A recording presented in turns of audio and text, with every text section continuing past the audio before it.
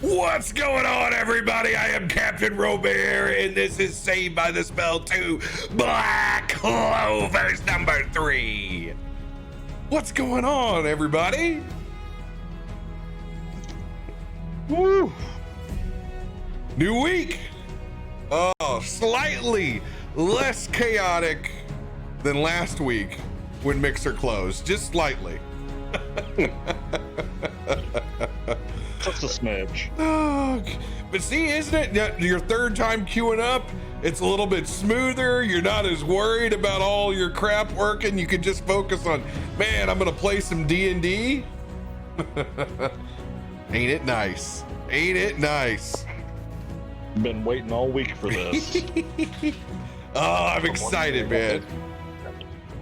I'm excited. I have to redeem myself. Yeah, you know what? We were able to turn you into the punching bag over the week, the not being able to hit those damn flying serpents. I mean, at least They're like that big. awesome.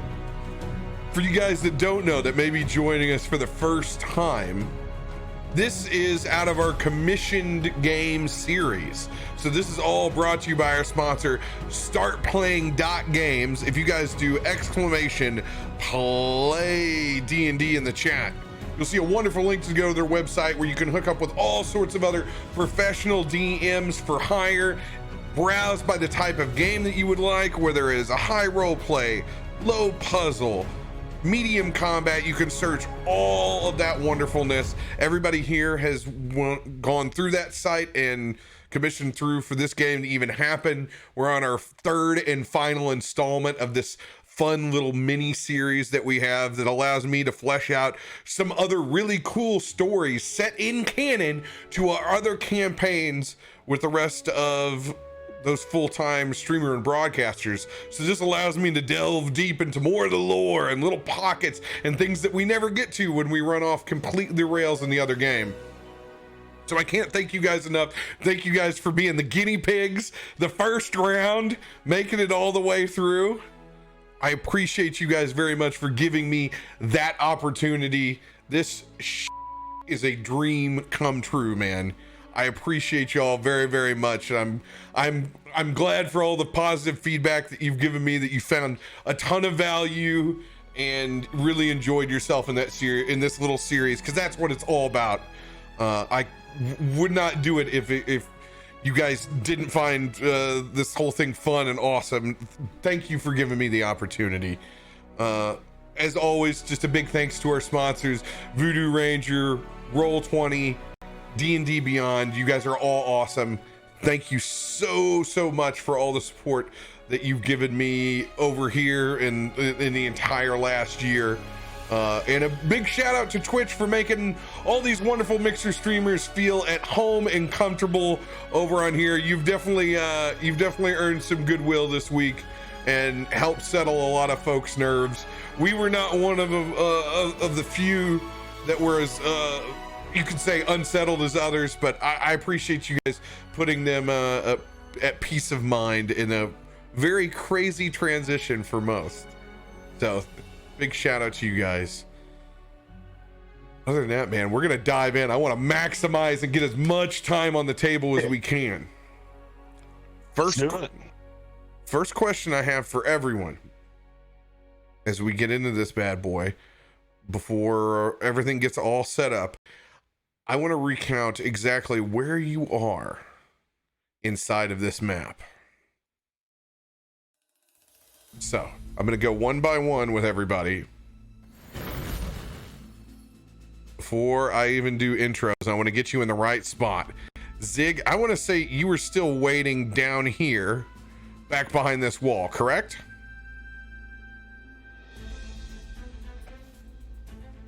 Zig. Yeah, I was behind the building, and I thought it was probably the best. Okay, so we're gonna have you there. Caligar. I was up in the room over here, spying out the window. Yep. All right, we got you spying out the window. Treya, we had you up in a tree. I believe it was this one. Yeah, I forgot. You can't see it. So you were up in a tree, correct? Right. Okay, awesome. I got you up in the tree. I suppose one is as good as the next. Pretty well. Braden. I'm where I was. Okay, you were still in the right spot. Awesome. Arazius. Yeah. Your spot on the board. I went in the house with Aligar, and I disguised myself beforehand as one of the other guards. Okay, you were disguised as a bandit, and you were with Caligar inside the house. All right. Yeah.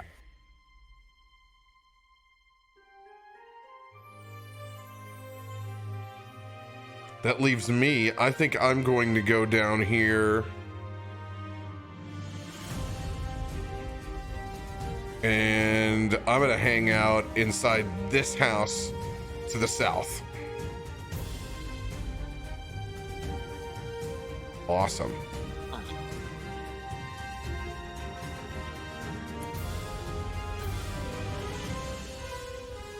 Perfect.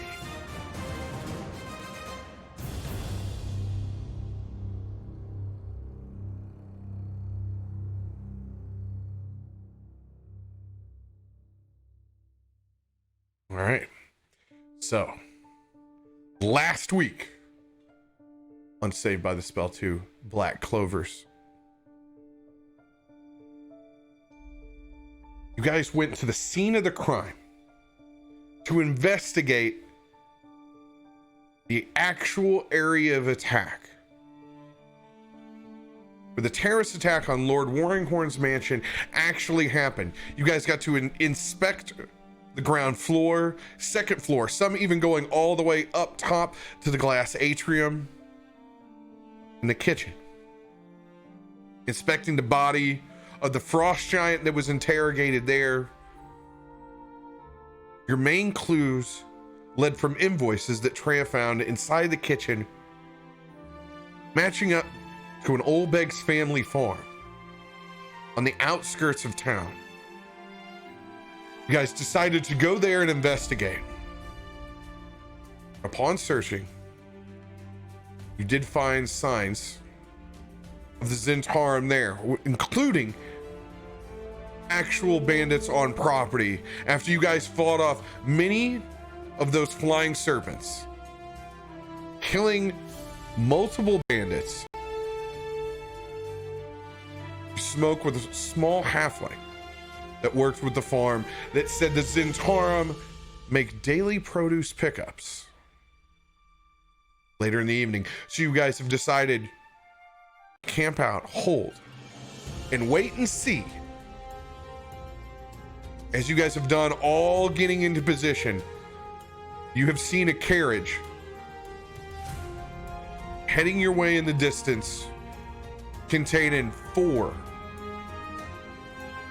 hooded men with large black powder rifles as they slowly make their way into the Beggs family farm at dusk.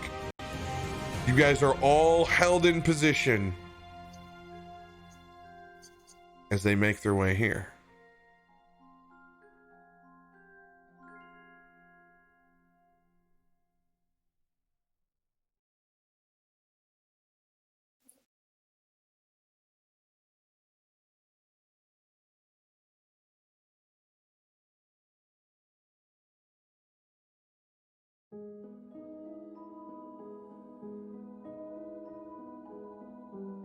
Caligar, Razius, Braden, Treya, and Zig. I want you guys all to roll perception checks.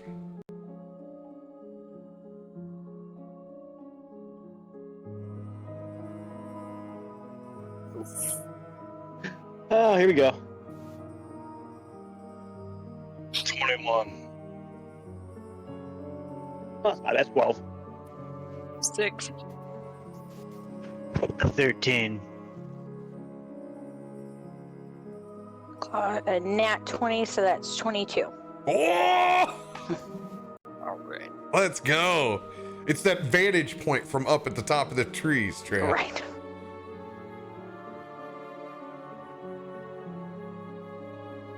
Freya, you can see as you stare out, that carriage is well armored. Everything in your senses implies, yeah, this is definitely a pickup convoy. 100%. All of it starting to seep in and make more sense now of this racket that the Zents have been controlling the produce in and out of Waterdeep. This farm just being one of the many. And it sits back in your head. If they have control of this farm and have access in and out of a kitchen as large and astute as Lord Roaringhorn's, they probably have eyes and ears in the back of almost every building inside Waterdeep. You see that carriage slowly turn, pivoting, heading down and stopping directly before the gate of where Zig, I believe it was Erasius, found those owlbears inside the pen. You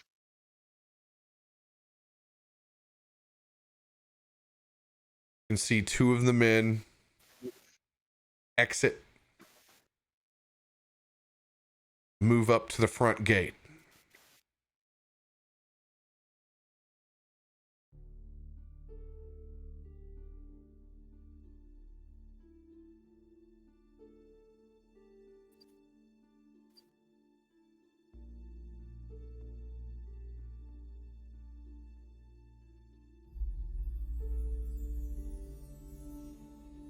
And then, thanks to the building, you're not able to see them anymore. As they're moving, I'm gonna make sure I kind of keep myself behind the trees. All right, I want you to roll a stealth check.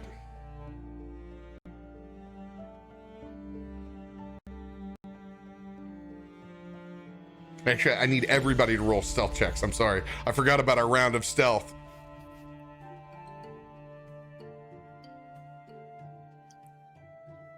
All right.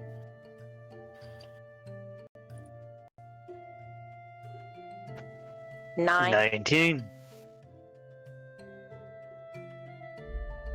15.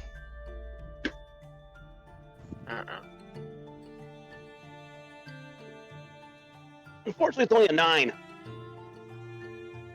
Same. I'm like the worst ranger ever.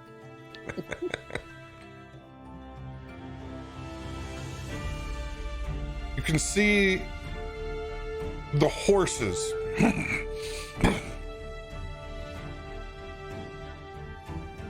begin to slowly get rattled as the two in the back dismount.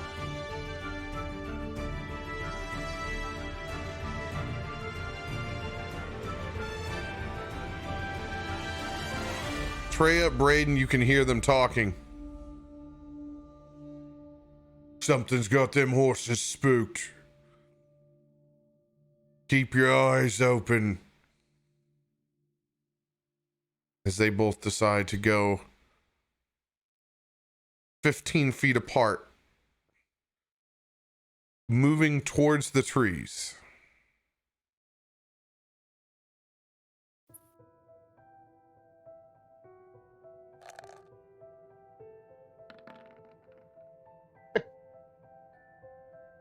That's pretty impressive.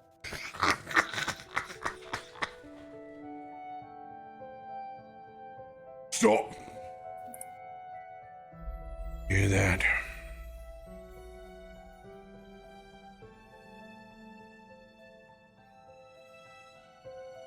I think we have a couple visitors. As you can see, as they pull those muskets out, All right, who's ever out there? Show yourselves. They walk 10 feet closer. As soon as they start walking closer, I'm gonna pop an arrow at him. All right. Go for it. Which one? You shooting one at each? I'm gonna go both at the. Actually, go to the further away one. That's up underneath the 11. Oh. All right, I'm gonna ping Yeah, them. initiative first. Or... Hold on. This one right here. All right, we're going. No, the other one. This one right here. One on top. All right, you got it. All right, I need everybody, after he shoots these arrows, I need everybody to roll for initiative.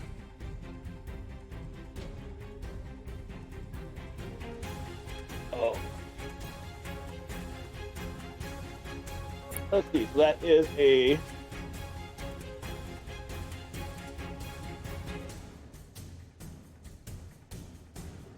A 10 and a 27. 10 will not hit. The 27 will.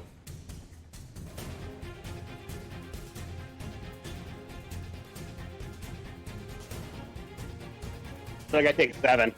7 points of damage as your arrow flies true out of the tree, hitting right in the clavicle. The second one buzzing by his head.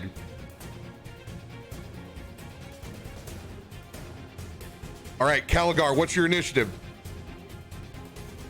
17. Braden.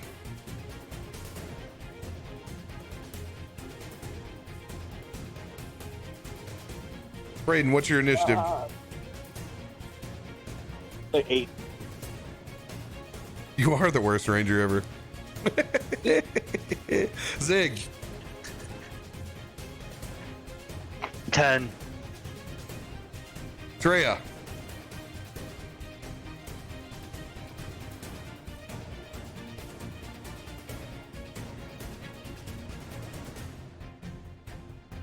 Treya, what's your initiative? Treya, can you hear me?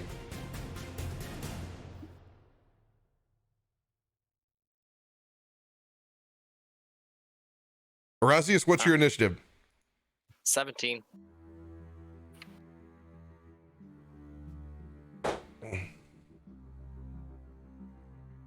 Treya, can you hear me?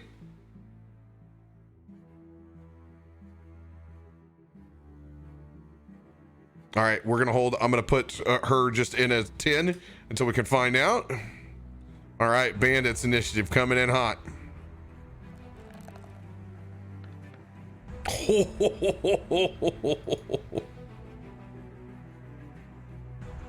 All right.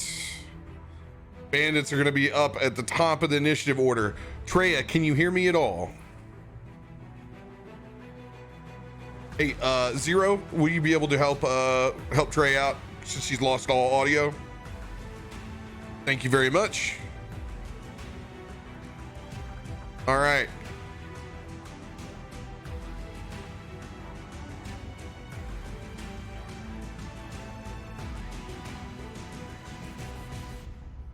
These two hooded bandits are going to take shots at you, Braden.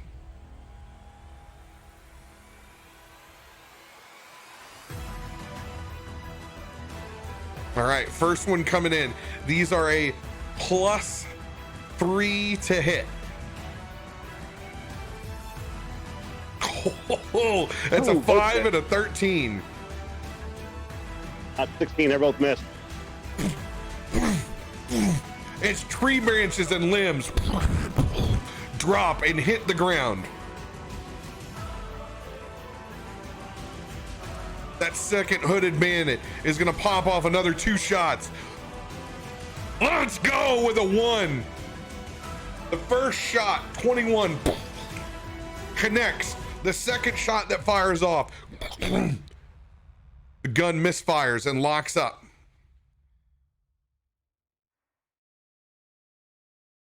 All right. You're going to take 1d12 +2.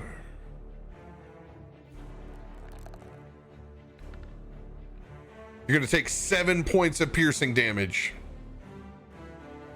Okay.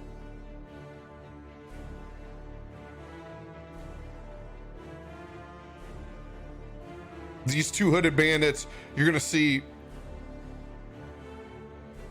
run back up behind the carriage.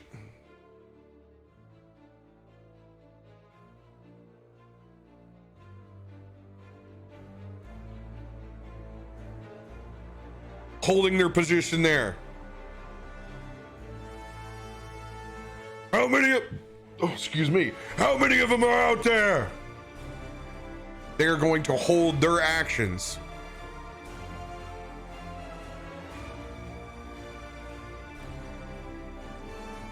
By the way, Treya, what was your number? She's in the waiting room. She had to leave the channel.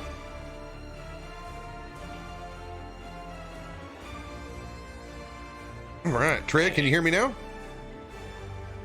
She's got her mute on. Nope.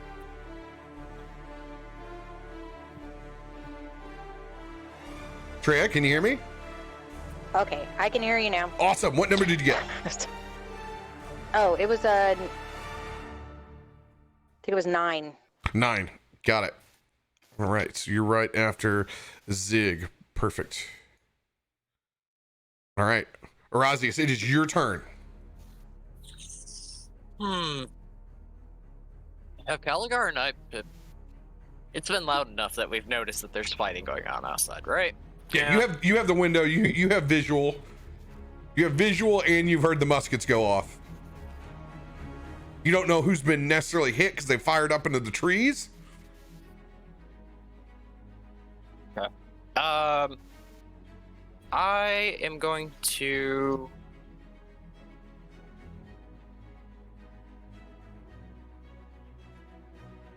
I guess I'm gonna, as quietly as possible, try to step out of the building and move towards that location because I can't see anything right now. Oh.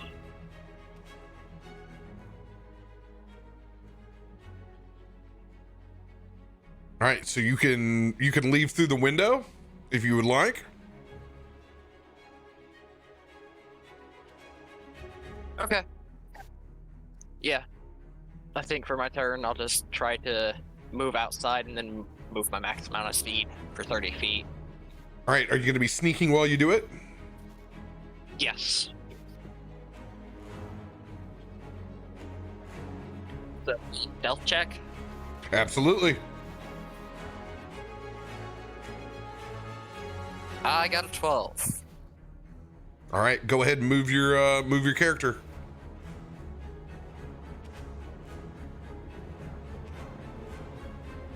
So you're gonna maximize. You're gonna double. If you double your speed, you can go 60 feet. So you can get up in this region right here, real close. Oh. Could I move into the cover of the tree You can move closest it. to the house? You can move wherever you want. Right here. Right there. All right, and your sneaking was, I'm sorry, what 12. was it? 12? Okay. Yeah. As you ease out that window, slowly skulking back behind that tree.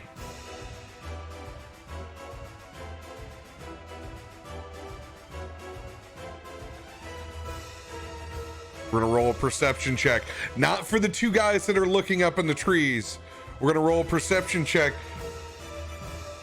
for the ones on lookout back behind the carriage.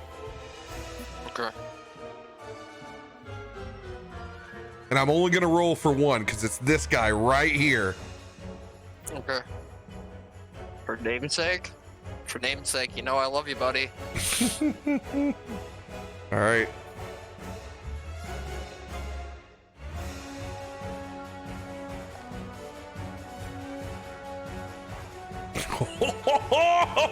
Too distracted by the trees in front of him does not see you slowly slide out. Bold strategy. I love it. As you successfully skulk back behind that tree. Now, I want to say that you still have, from where you were at, you still have a bit to your action if you so choose.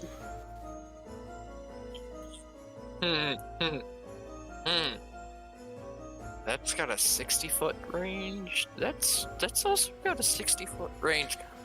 You also, being disguised, you have the ability to RP and try to influence actions that way through your disguise. They don't notice me. I have a 60 feet range on summon lesser demons. So, let's see here. I would like to, like, straight ahead of me, right behind the top guy. I'd like to cast summon lesser demons as a spell, a concentration spell. Which demon do you want to try to conjure? That's up to a d6. I gotta roll for that one. Oh, you get to roll for it? That's dope. Yeah. So it's either 1 or 2 is 2 demons of challenge rating 1 or lower, 3 or 4 is 4 demons of challenge rating half or lower, and 5 or 6 is 8 demons of challenge rating quarter or lower.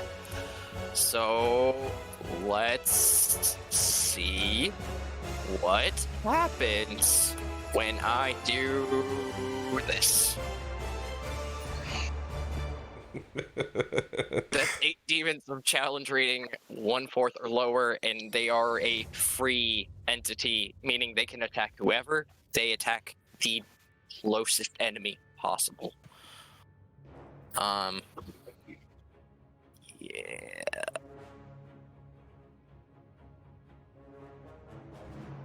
All right, so give me 1 second here.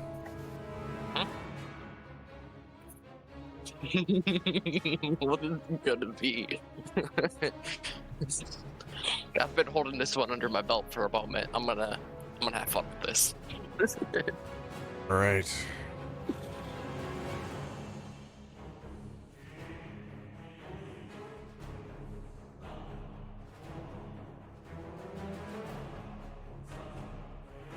And these need to be a quarter or lower.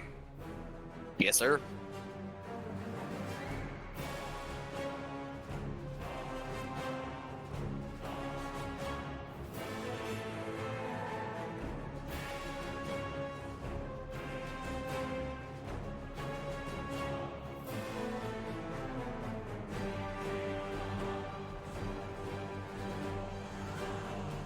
All right. Oh, this makes me so happy.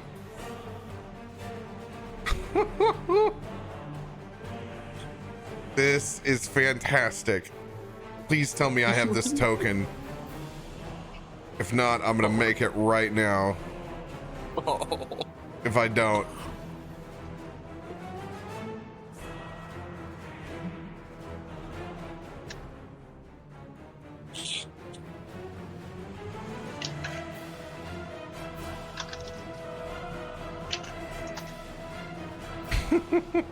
Oh, this is fantastic. This is fantastic. I have never got to use these in a campaign yet because we have never been an area to use them, and we haven't had a warlock to be able to do this either. Let's go. This is also the first time I've ever made a token on the fly because I want to so badly. You've just made Cap's night. Well, I figured it'd be a kind of a good distraction just to pop up, to be like, Oh, hey, what's behind you? it's definitely a distraction. Oh, it is a distraction, all right. Oh God. Perfect. And let's put ourselves a nice border on this bad boy. Perfect. Download.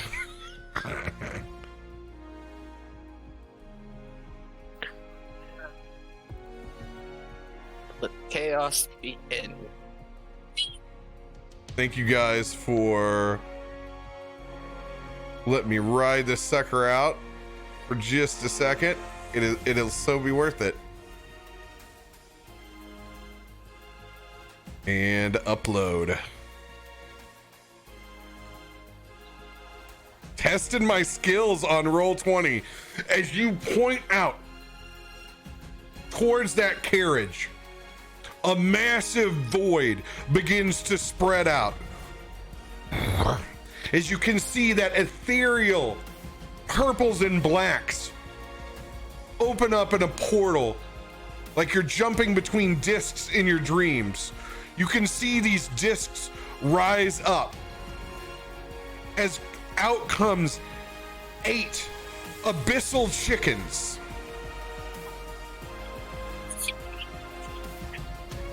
Look at these bad boys. Oh my god. All coming, stepping forward in their raptor-like movements, tongues wreathing. Yes. Thank you, oh great old one. Thank you. Rise, my chickens. Rise, my chickens.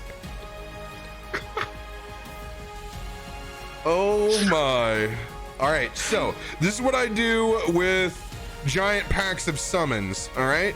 So they're gonna move in little packs of 4. So we got 2 dice rolls apiece on them.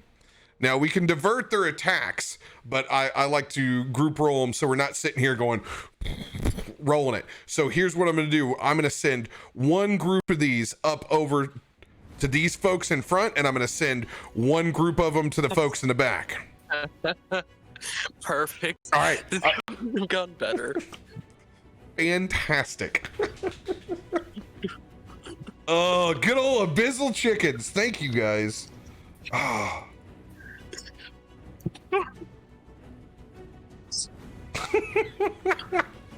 I don't even know the sound that abyssal chicken makes, but it's got to be disgusting Resident Evil noises because it looks like half liquor, like half pyramid head chicken.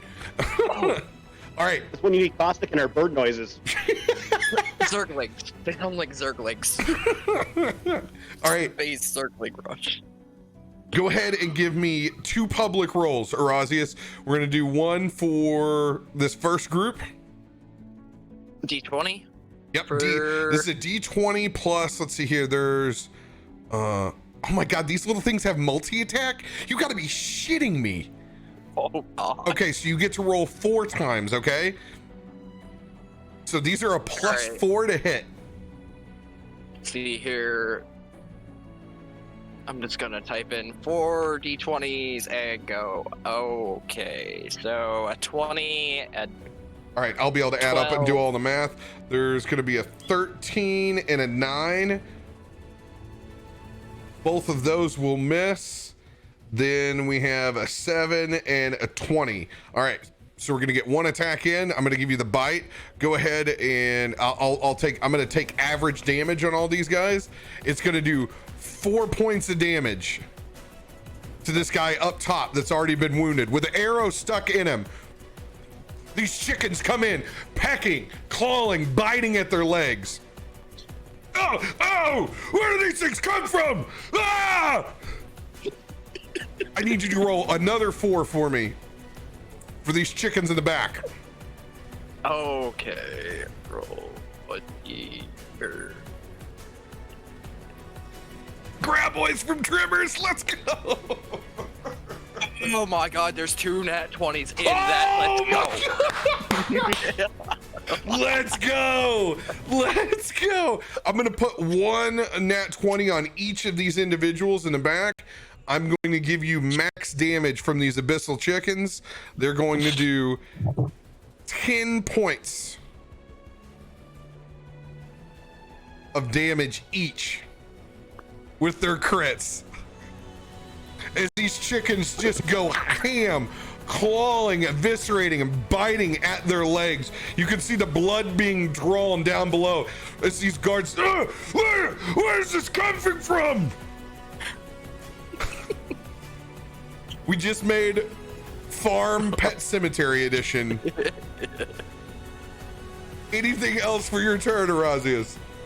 I think that's everything I can do right now. Let's At go! this point, my character's just silently laughing to himself and just going, "Thank you, thank you." Billy Witch Doctor, only deal with chicken. Oh man, All right. Caligar, you have just seen an amazing feat before you.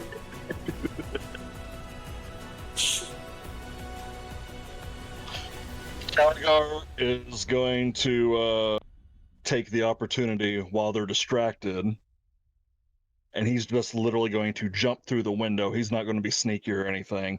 He's going to let them get alerted that he's there, because he's not going to let no featherless cocks show him up. Nothing like a man intimidated by 8 small cocks. So 5, 10, 15, 20, 25, 30, 40. Okay.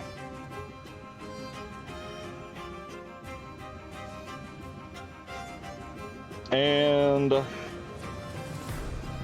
how much health does the one on the top have?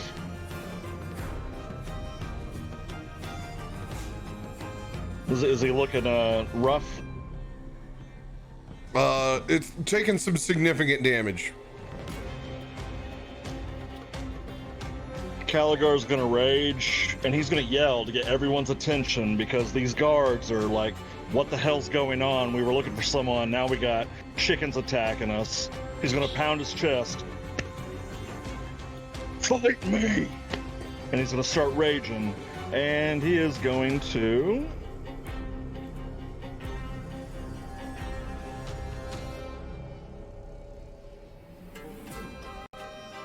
Absolutely nothing, because I have nothing that can reach that far. You can throw a hatchet. His rage. Hand axe is 60. You're right. And the javelin too. I was looking at the first range, not the full range. That's what I'm here for. Yeah, I appreciate you. I'm going to throw a javelin at this guy.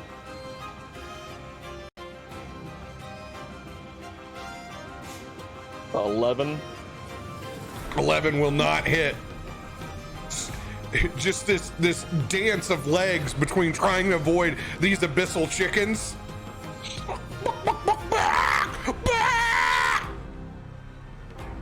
Just can't find purchase. Getting mad, he is going to try to attack with the javelin one more time.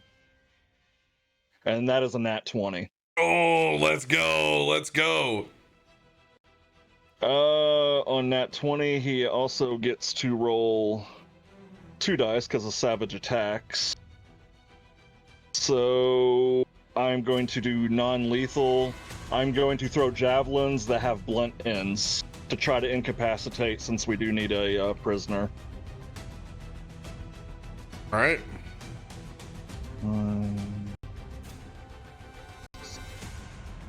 17, 34 damage total. That poor bandage. As you stick him on that javelin, you see him kilter over, laying there unconscious. Now, Caligar's gonna yell at everyone, "Don't let the chickens eat them!" the question arises, do you have control over whether you can stop them or not? They attack the closest non-demon enemy or creature that's on the board. I don't have any kind of control over them. They are just going ham on the guards right now. That's why I wanted that spot as far away from anybody as possible. So, That includes us. oh, Amazing. End of your turn, Caligar. Mirian is going to hop out and get out the window with all this ruckus. It's going to run up over towards the battlefield. Oh God, and see all these abyssal chickens? I'm gonna partially, do I have enough? 5, 10, 15, 20, 25, 30. No, I have enough. I'm just like tucked back over here underneath this tree. Oh, you know what? It wouldn't be D&D if I didn't have my my character sheet up. Here we go.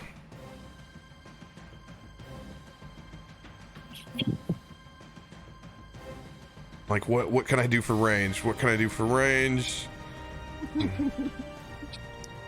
Yes, they breed.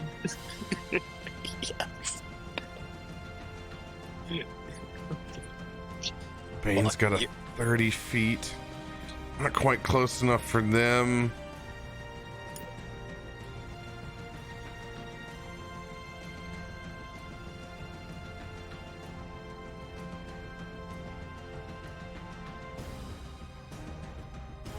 Oh yeah, I forgot. I got 40 feet because I have mobile. Let's go. Yeah, okay. I'm gonna roll. Try and get up this tree. I'm just gonna hop up to a low branch, and I'm gonna begin sending subtle whispers out towards your way when I see Trey is up in the tree. As those whispers begin to invade your mind. Whatever you do, strike true. You have a 1d6 inspiration dice, Treya.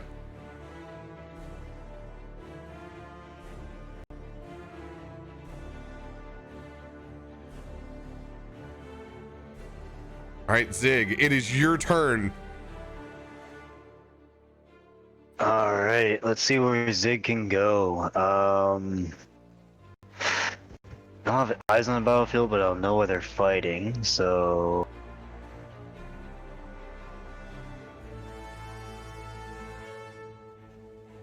Can I just bust through, or can I walk over the wall, or do I have to walk completely around the building?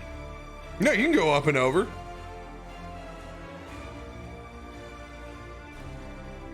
Go for it. Just give me an athletics check.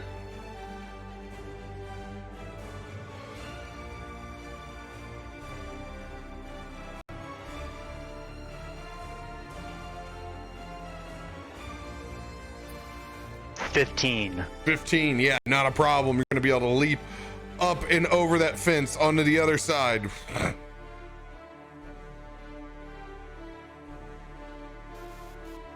Alright, so that's my max 30, or is that just over the wall? No. I'm letting you. I'm giving you the climb as a freebie.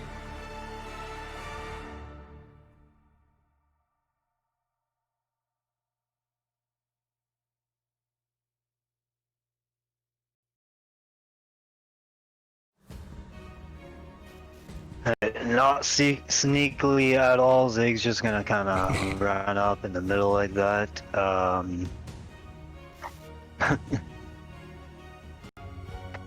And with his action, he's just gonna be in the dodge position. So he's gonna be ready to start dodging things. This big shelled body just all Ninja Turtle like. All right. Tucking appendages back and forth in between the shell, demonstrating your quickness. Treya, it is your turn.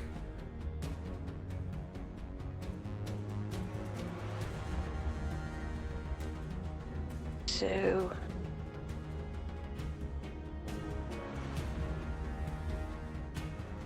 which one of these did he incapacitate? Well, is that what he said you were trying to do to the one of them? This one right up here is incapacitated, unconscious, stable.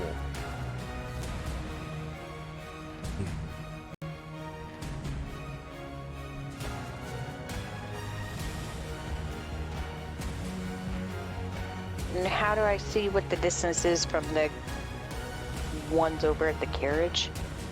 From where you're at, the one that you can see is exactly 60 feet away. Okay. And just because I've never encountered it before, what does the inspiration mean? Inspiration means you can roll a 1d6 to add to your ability checks, your saving throws, or your attack rolls. Okay. So I think at this point she's going to try to do magic missile to kind of get the other guys, and this way then maybe they don't necessarily know exactly where you're from, because yeah. All right, roll that damage on how many magic missiles you're sending.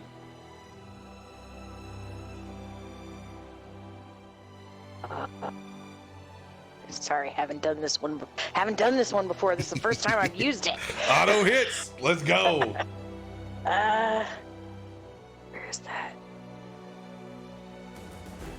So, do I just have another novice question, sorry. No worries. Because I have it as a first level, but I also have it at the third. Yeah, you can cast them at whatever level you want, and it increases their Okay. damage on each level. All right, at this point, I'm going to go with the third then. All right, go for the gold. Okay.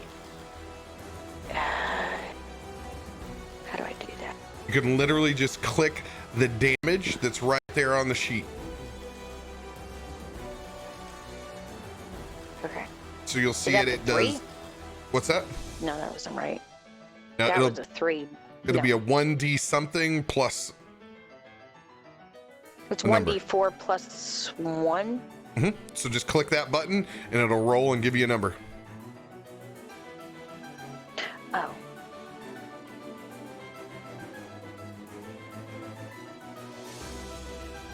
Five.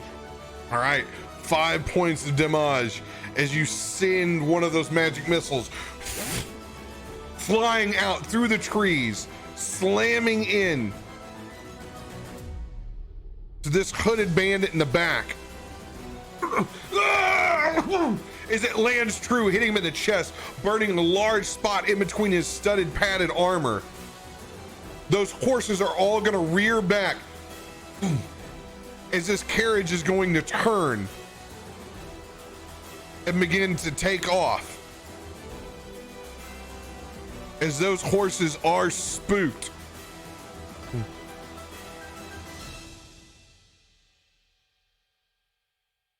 We're going to have them completely turn, running through this patch, and we're going to put them right here. So now the cover dynamics have changed slightly. It's just got more interesting. Anything else for your turn, Treya?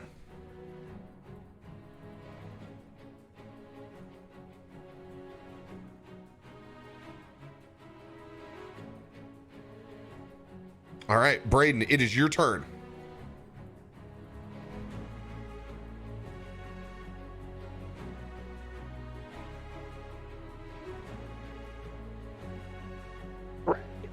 Are you attached to these things? Am I attached to these things? What do you mean? Razius.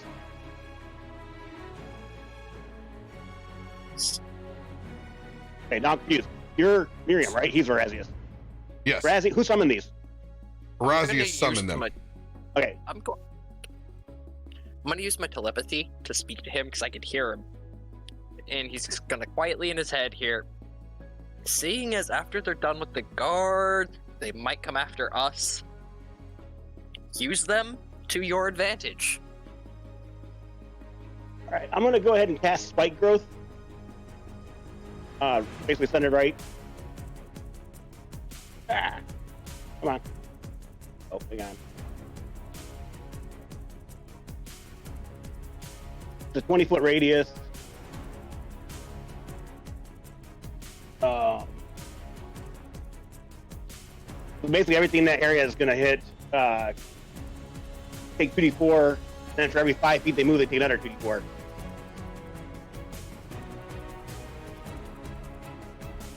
All right. Super. Give me 1 second here. Let me pull up something to mark the spike growth with real quick. And how large is it? 20-foot radius. 20-foot radius. We're gonna catch those things, apparently. So I'll probably aim for like right in the middle here. So we'll catch this guy down here that's not been hit yet.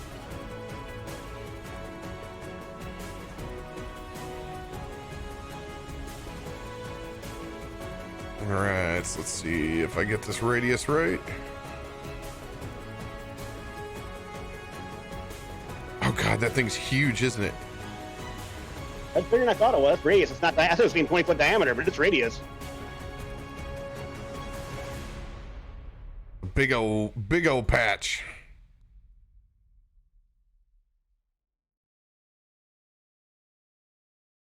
It doesn't list a saving throw. No, there's no saving throw. It's just whenever they move.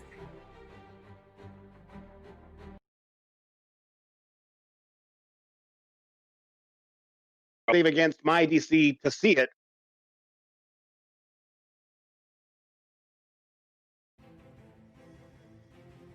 All right.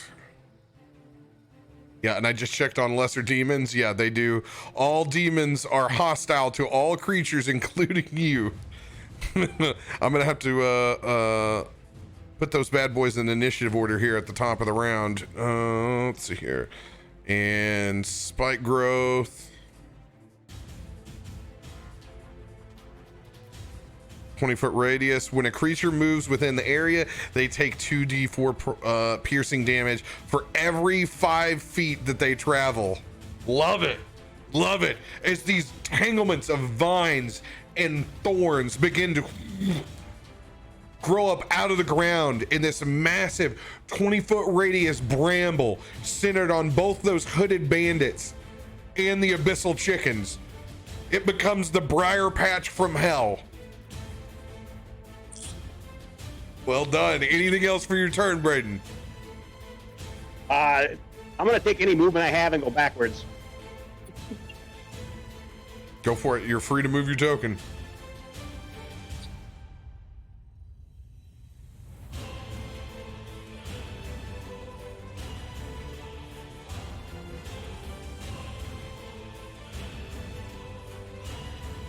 You know you moved your character forwards, right? Into the barrel. Okay. Oh my God! The abyssal chickens have the best.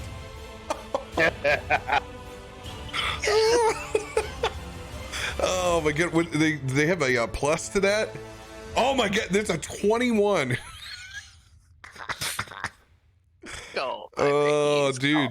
Fear the chicken. God, that's amazing.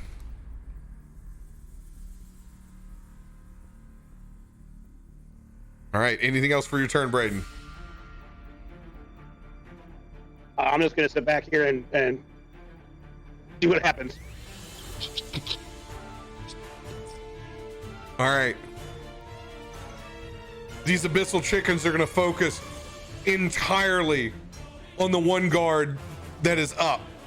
2 of them are going to move over, and they're going to take that damage from spike growth. So go ahead and roll 2d4s, Estinial.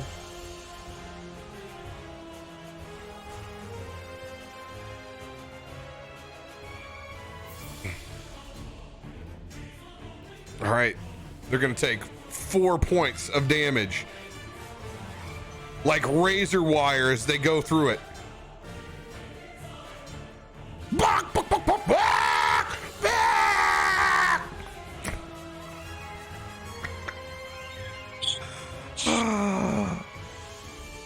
All right, 4 attacks coming in on this guard.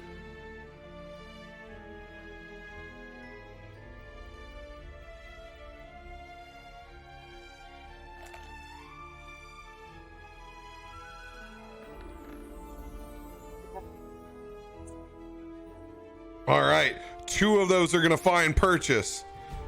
It's going to be a total of 10 points of damage. Oh, get off of me! Ugh! As he's surrounded now between this razor wire and the abyssal chickens, slowly making their way through the small spots in it. Legs bleeding out. Abyssal chickens on the other side. There's going to be 2 separate rolls as 2 of them surround each one of them.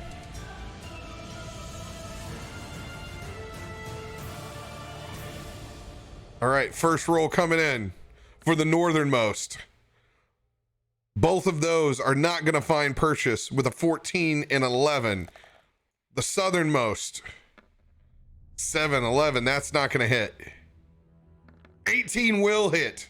It's going to get 5 points of damage in as that guy's starting to look very rough, bleeding out from the magic missile and the abyssal chicken attacks. What a very different second round these guys have.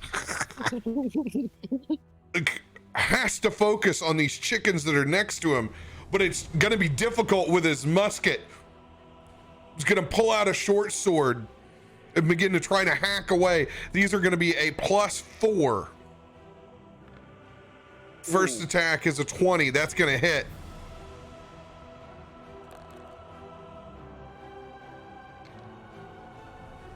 That first abyssal chicken doesn't make it. Carved out with a sword, he's going to swing again. 17, that will hit. The second one is going to be badly damaged. Oh no, I forgot it took bramble damage. It's done. A second abyssal chicken carved up before his hands. Get off of me! Ah! All the way in the back, guards are all doing the same things, pulling out their short swords and swinging away, since the muskets won't be able to find purchase. 16 will hit. That abyssal chicken also is carved up and dead. It's going to swing again at the one behind it. 14. No, I'm sorry, 15. That will hit as well. Second swing with a 2. This one's still gonna be alive, just barely hanging on.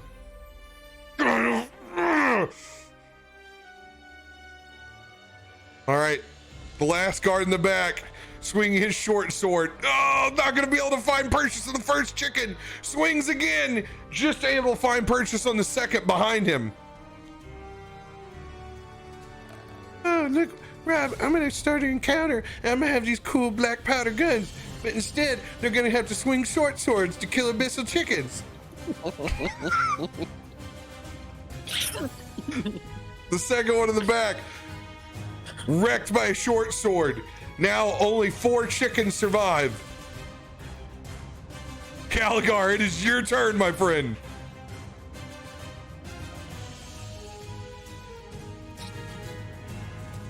What the hell is going on here? You're about to have abyssal tendies is what you're about to have. We got cocks and thorns everywhere. That was my seeing go ahead. Oh, that was my first EP release back in '89.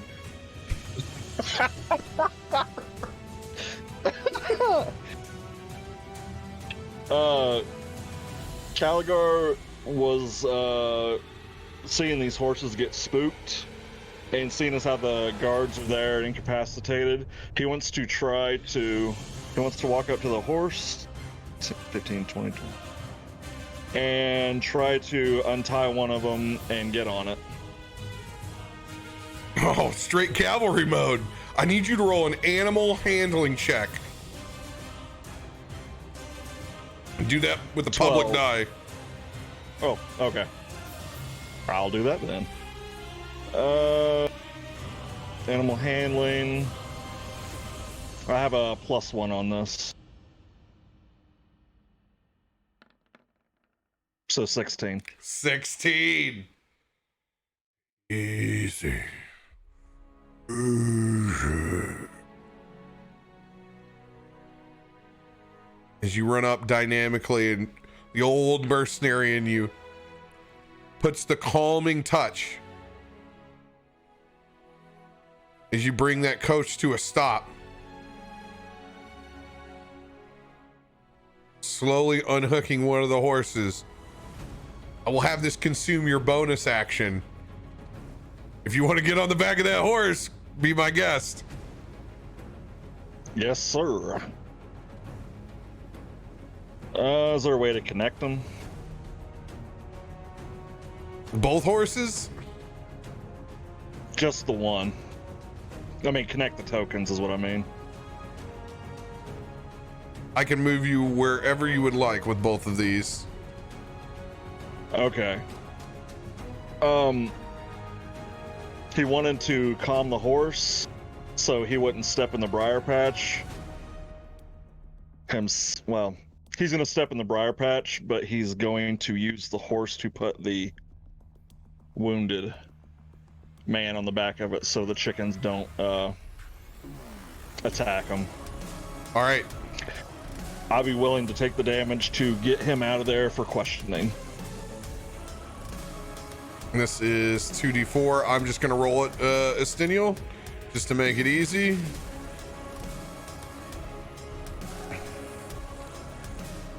Oh, you're going to take 5 points of piercing damage. Go ahead and give me a public athletics check to lift him up out of those thorns. Oh, thank you so much. I have a +7 on athletics.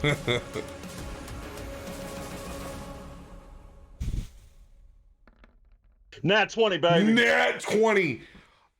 In an unbelievable stroke of not only sheer strength, but a crazy amount of precision, you're able to pull his body up unscathed through those thorns, maneuvering in any other way that would give me a back spasm just thinking about it, as you barely even use your knees because you can't quite kneel down. You have to use all of your strength in your back as you lift him up, out, and over and onto the horse. Well done. That is your action. Would you like to move anywhere? Yeah, I want to move him away from the chickens, so... All right, your new move over by movements. the house over here that I was hiding in to begin with. I'm getting your new movement from that war horse. You now have 60 feet of movement.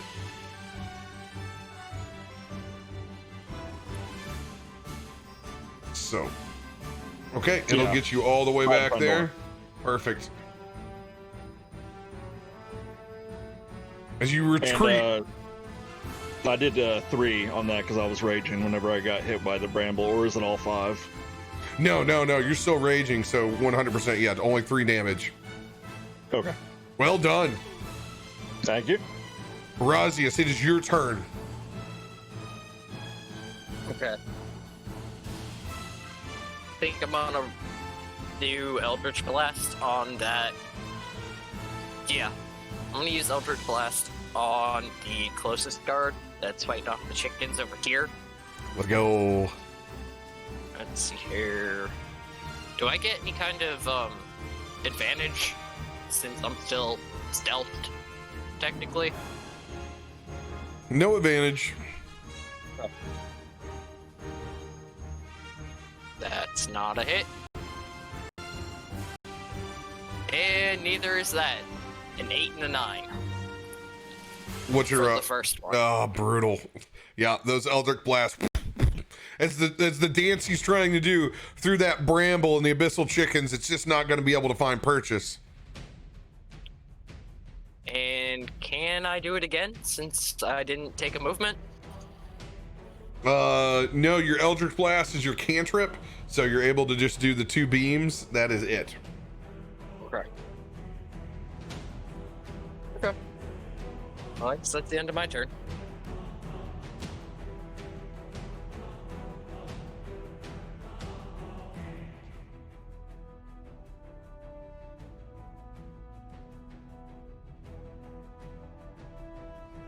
Miriam is going to continue to sit up on this branch with a big smile on his face as you guys continue to do work, as he sends whispers into the mind of Zig.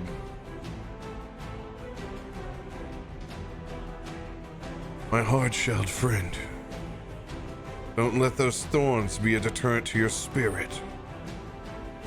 I will send a 1d6 inspiration your way, Zig.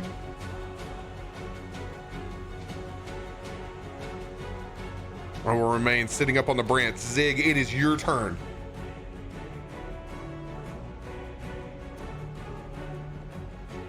Alright. Beautiful. Alright, Zig is just gonna straight up take those words and walk right into it. What a shit dude. Hey, when you're a cult, go ahead. Go into the bramble, turtle. He's so innocent, he's like, okay. Okay.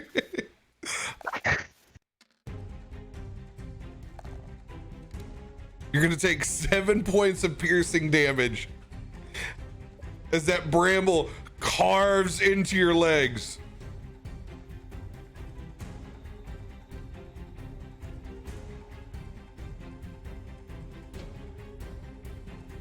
All right, what would you like to do?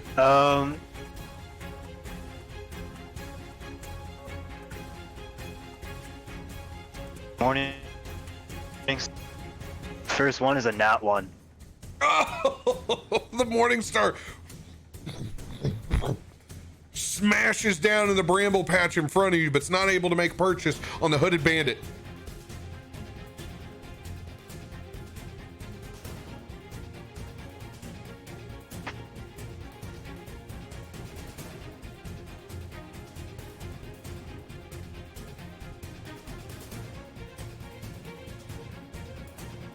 Second swing. Oh, sorry.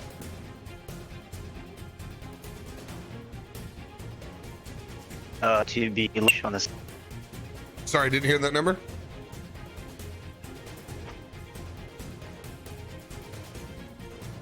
Oh, sorry. It was a 20-some to hit. All right, that hits. I think it was a 21 to hit.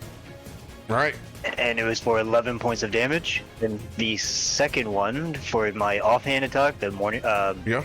my Warhammer just driving it into his side, is going to be to 26 to hit.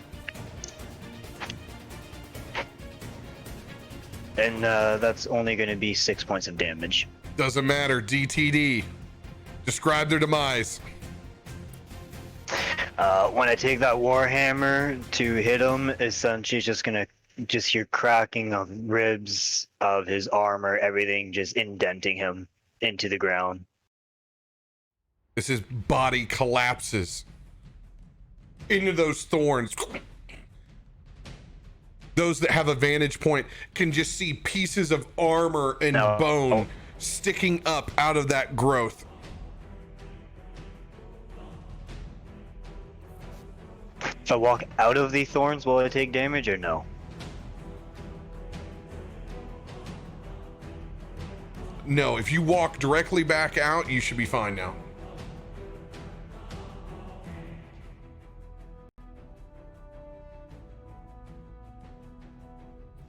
And Zig will just walk over. Over and around the That'll be side. You got it. Treya, it is your turn.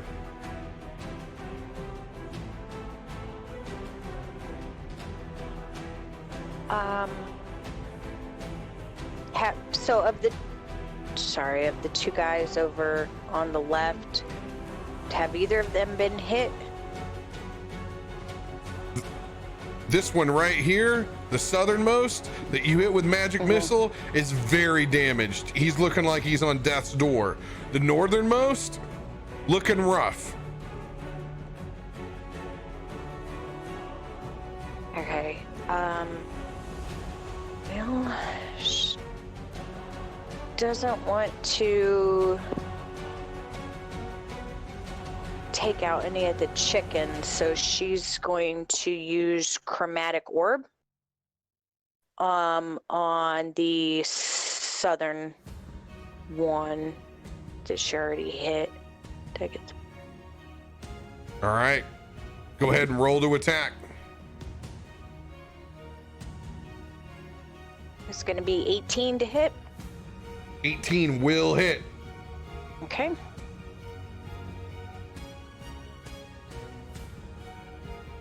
And 11 damage.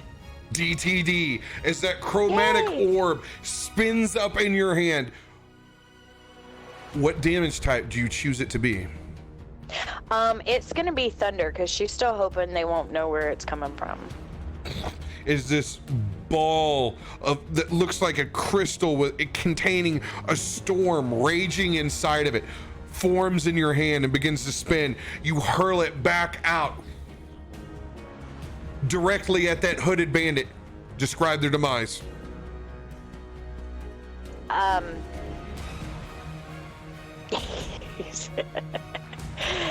He is going to be, the sound of it is going to hit. He's going to notice the sound first. It's going to, It's that sound from the thunder explodes from the chromatic orb back near its head. You can see him immediately reach up and grab towards his ears as the blood begins to run down his head as the concussion blows him back down to the grounds. Abyssal chickens just going at its throat. that's awesome. Anything else for your turn, Treya? No, I think that's it. Braden, it is your turn.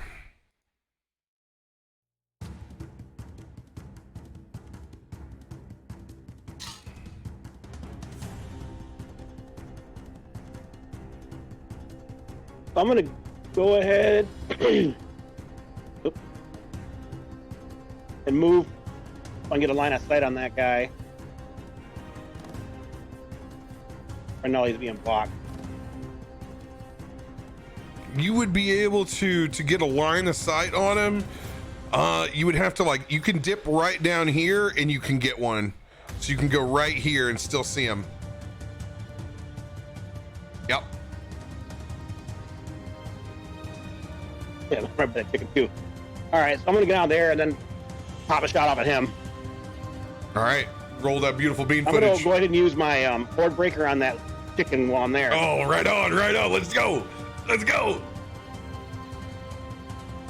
16 for the first arrow. 16 will hit. Actually, a 16 is the roll. 24. Oh, and then yeah. a 20.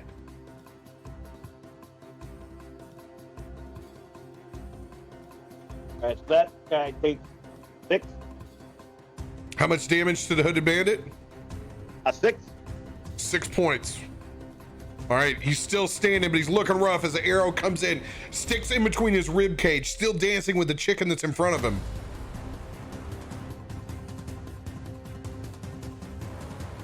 And then the horde breaker. Oh, what is it? I forget what damage is on it. 1 to 6 or 1 to 8? Oh, it's not here.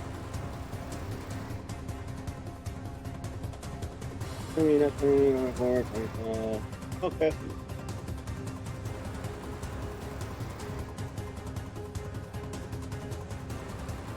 Oh, okay, never mind. It's a straight attack. So it'd be. Let's do the 20 hits the chicken, right? Oh yeah, 20 hits the chicken. All right, so the chicken's gonna take 2. All right, chicken takes 6 points of damage too. It's looking hella rough. And I'm gonna blast my last arrow off at the other guy, or the dude again. Let's go. That's only a 16. 16 will hit. Oh.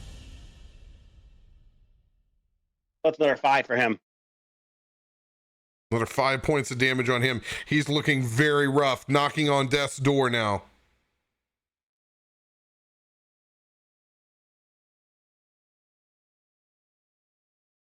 That's all I got.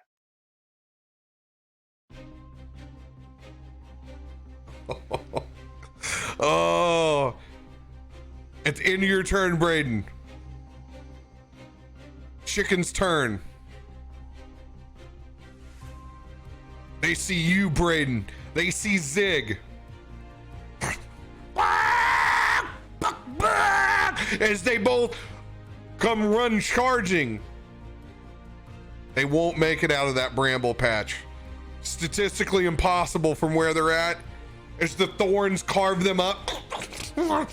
As you can see, its tongue reeling out, licking its own blood from the thorns.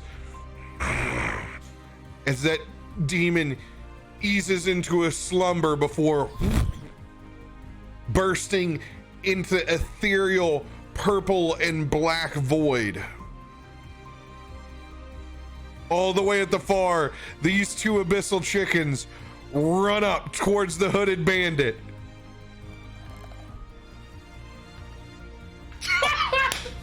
Let's go! They hungry. Oh, yeah. As they both leap up raptor style, one pecking and biting up at the face of that guard, the second one leaning down, getting him at the neck. As he collapses down to his knees, these abyssal chickens continue picking and thrashing and clawing until all you guys can see from the rest of the vantage point is the amount of blood that slowly begins to roll underneath the carriage. DTD for abyssal chickens. Let's go.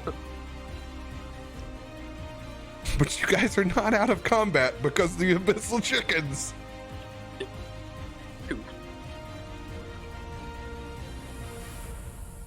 How much for... So much for those muskets, boys. You guys are done. Caligar, it is your turn on the steed.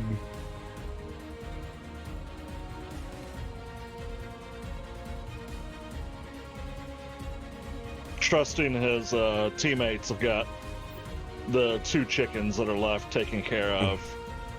Caligar's just going to lay the culprit down on the ground. Gotcha. And stand next to the horse. And that'll just be it for his turn. You can hold an action to throw a ranged if something comes near you. You can defend your territory. I will do that. Rosius, it is your turn.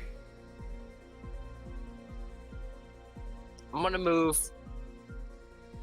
30 feet so that way I can get line of sight on one of the chickens.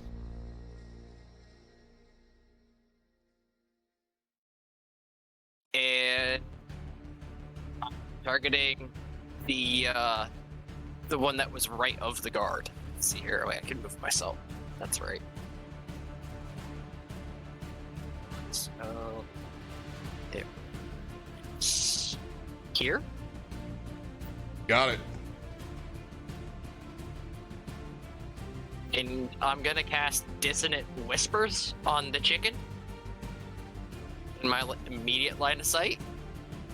It has to make a wisdom saving throw of 13 at least. Just to let you know, not to change what you want to do, but you can hit both of them with your Eldritch Blasts. Oh, that's true. I wanted to let you know that it's not, that chicken's not impeding the one in the back. You can still, they're small creatures, so you can... Okay. I'll go for that. Let's see here.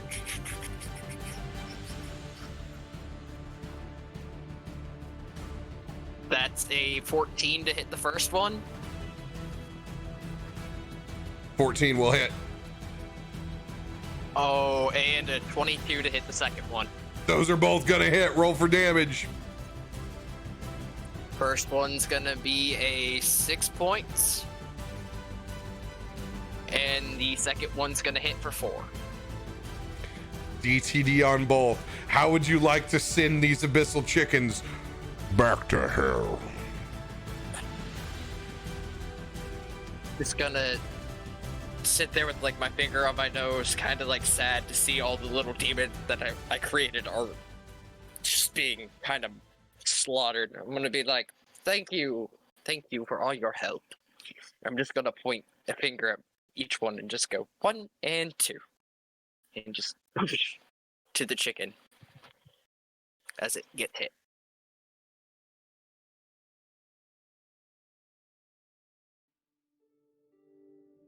As your tendrils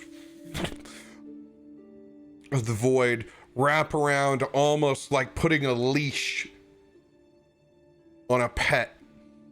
You can see them spin around as there's a calm in their demeanor as that eldritch blast ties around their neck tightly.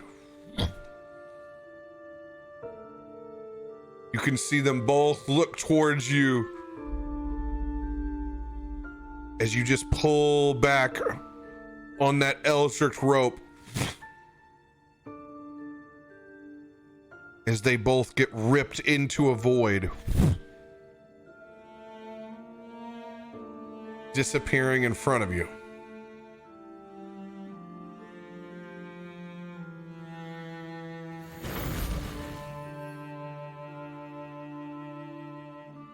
You guys can hear a set of very restless owlbears.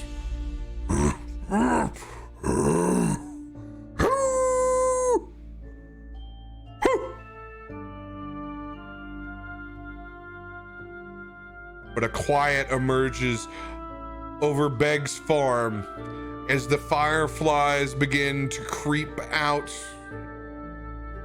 and dusk fades to darkness.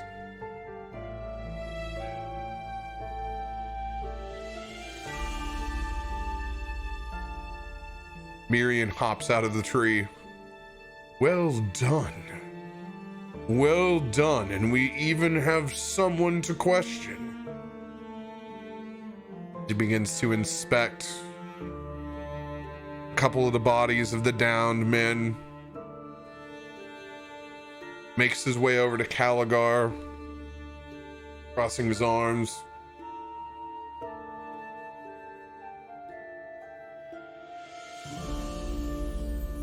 Everyone, gather up. He motions everyone else to join him.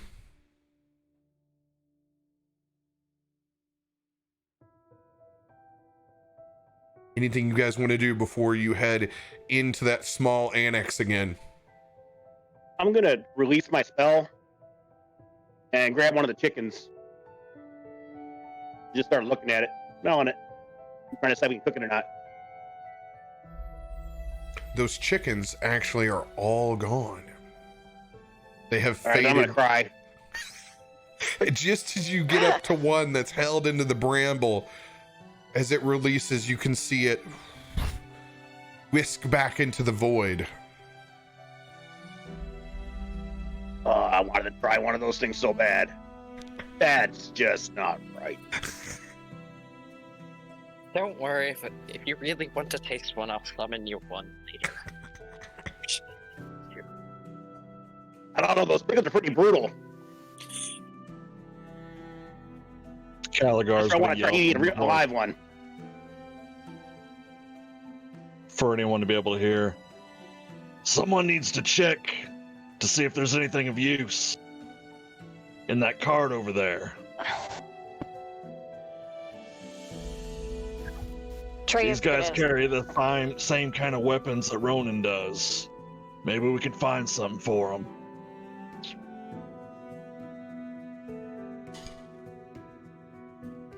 Trey is going to scramble down out of the tree, muttering under her breath.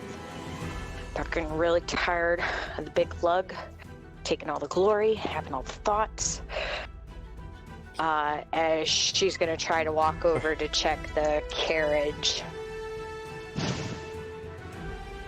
As you come up to the carriage door, first thing you notice is that extreme amount of armaments and plates that it has on the outside. And you can tell that it is indeed locked.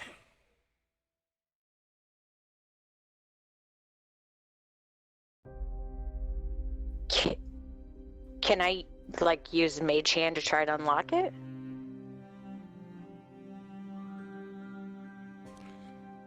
Unfortunately, you don't have any thieves' tools to try. If you had tools, you could certainly let the mage hand attempt.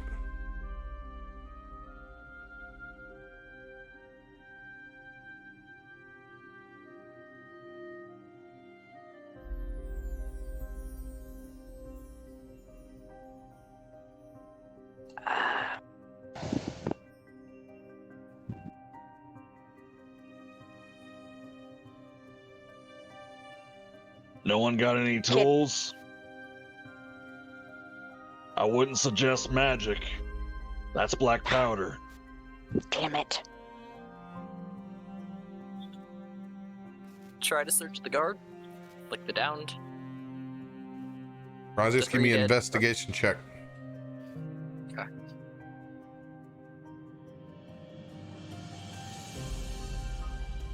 Nat Are 20. we sure there's nobody in that thing? Let's go. Nat 20's in the chat. First 4 for total. bandit that you check, it doesn't take you long before you're able to find a long key ring. Producing it, you walk over to Treya.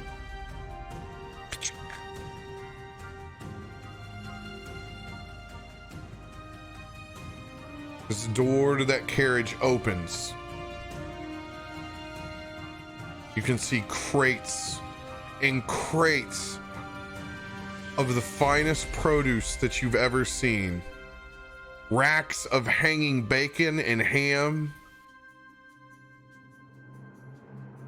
A massive cache of fresh produce and a small lockbox to the side. Oh, thank God there is food. Hold up.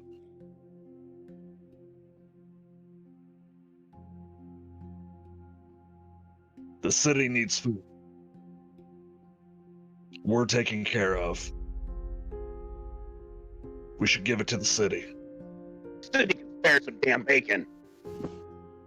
Have plenty at home. We get all the damn bacon we want. Any means necessary doesn't mean screwing everyone else. Well, I don't need... Not going to be able to use turtle soup. Does anybody have a recipe for bacon soups? Surely we can spare a pound or two. Agreed. We can take for the provisions for our services performed here. Enough to feed the party is not a problem. Do I have a key for the lockbox too?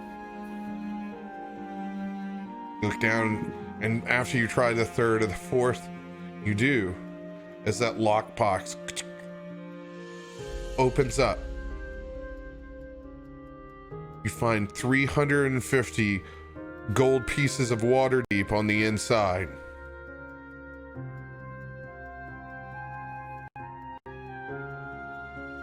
No doubt forms of protection or payment money. Who knows how many family farms they've stopped by just in this trip today.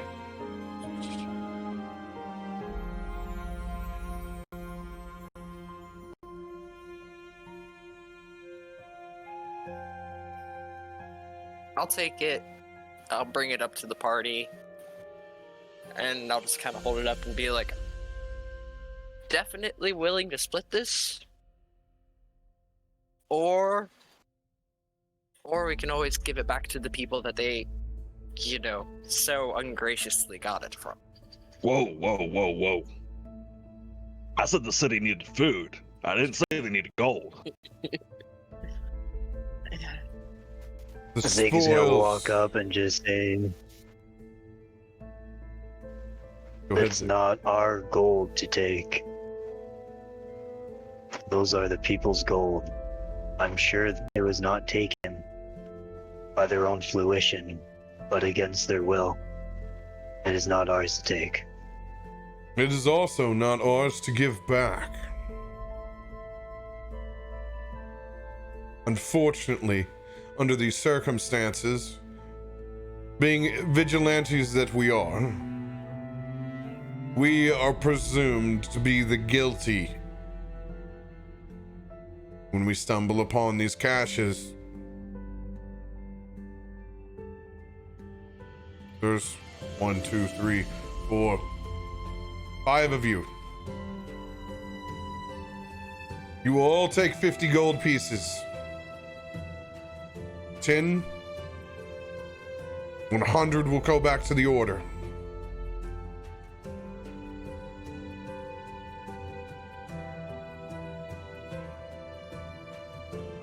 And that is final.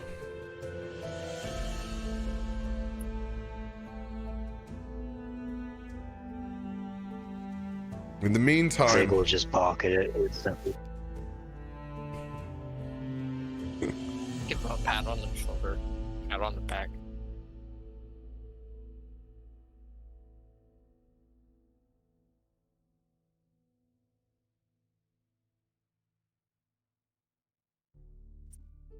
Caligar.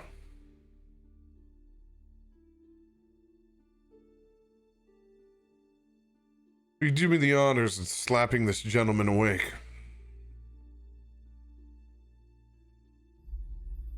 Caligar smiles and he picks him up with one hand and just slaps the shit out of him with his other hand.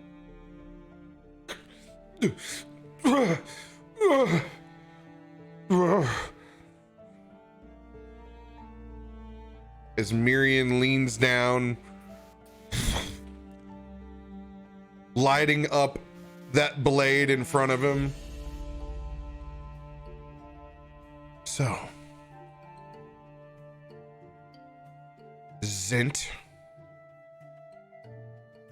I'm going to ask you a series of questions. And you're going to need to be as brutally honest as you possibly can. Do you understand me?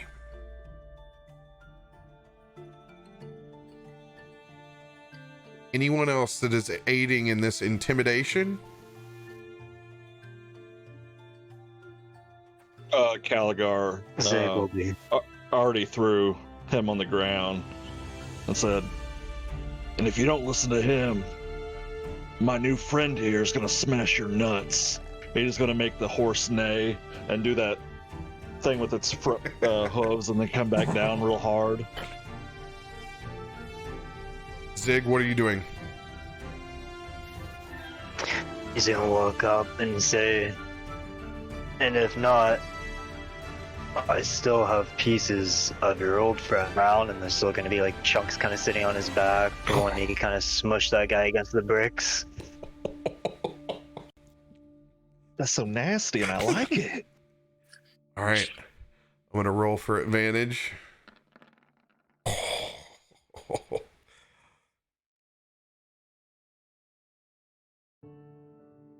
What is Miriam's number? This is going to be good. Oh, yeah, that's a 25.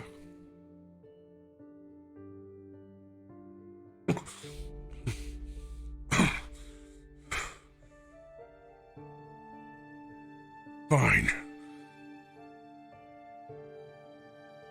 So, we obviously can see that you're behind the racket of controlled produce in and out of Waterdeep, but honestly, the bacon is not what concerns me. What concerns me is why it appears that you were involved in the attack on Roaring Horn's estate. We found your serpents. We found invoices that traced us back to one of your farms. You have no doubt been providing information to ones that seek to harm the people of this city, Zint. I'm not here to ask for your forgiveness. I want to know who you're giving the information to, and I want to know now.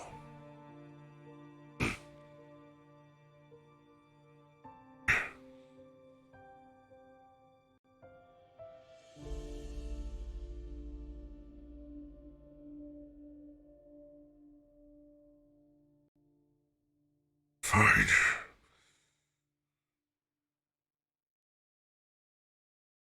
About a month ago,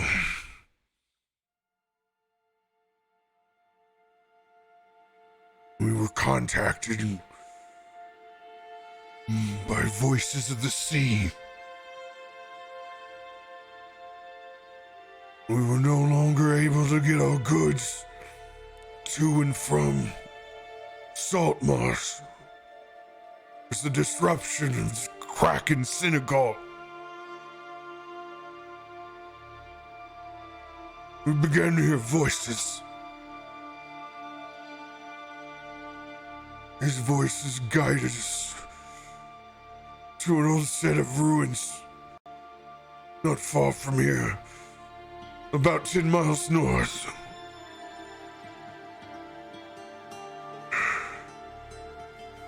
A new deity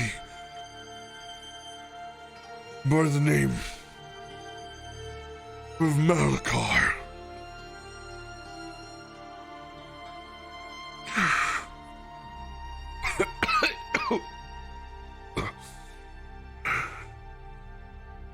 He promised us supply drops from air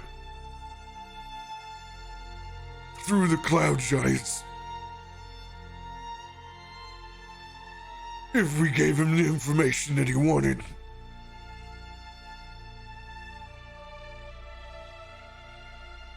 So we did. We gave him the weaknesses. We looked at the schedules. He was concerned about a certain date. We provided the schematics. Angles that would be necessary to get inside of Lord Royhorn's mansion.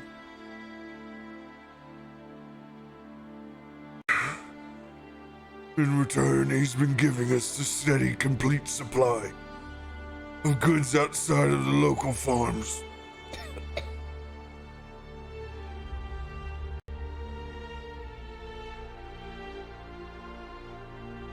Well,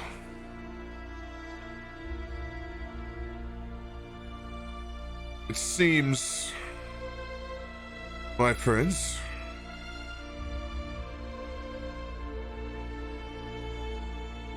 that we've found our enemy.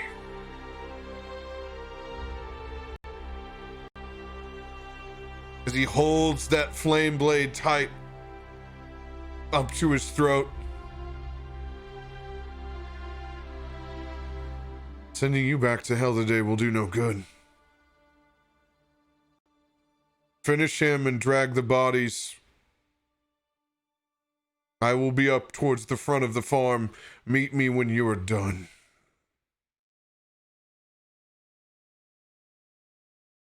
As he turns and leaves all of you staring towards this centaur. I told you everything I know.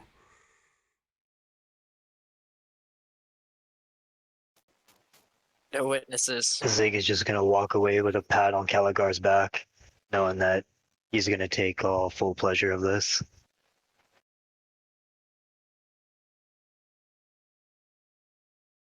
Caligar, with the most sinister smile on his face.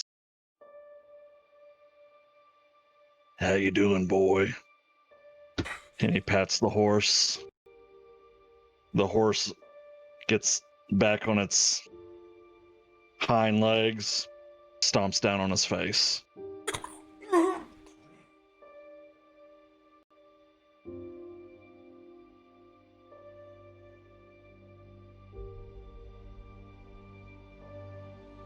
As the scene cuts back to you guys all individually taking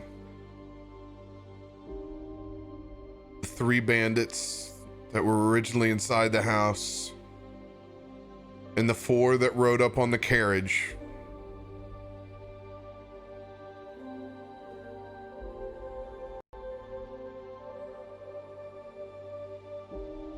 You can now see a large pit of displaced earth that got there eerily quick.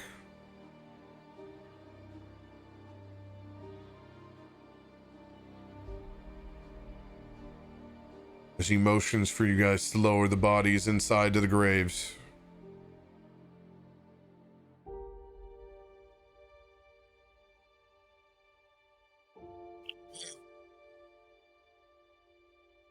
Bodies tumble in.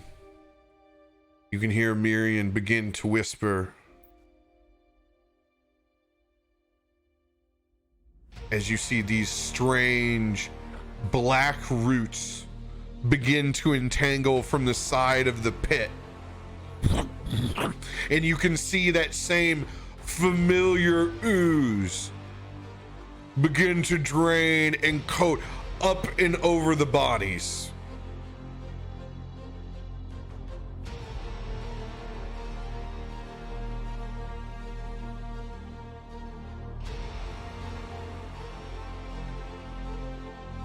As he grabs a shovel to the side,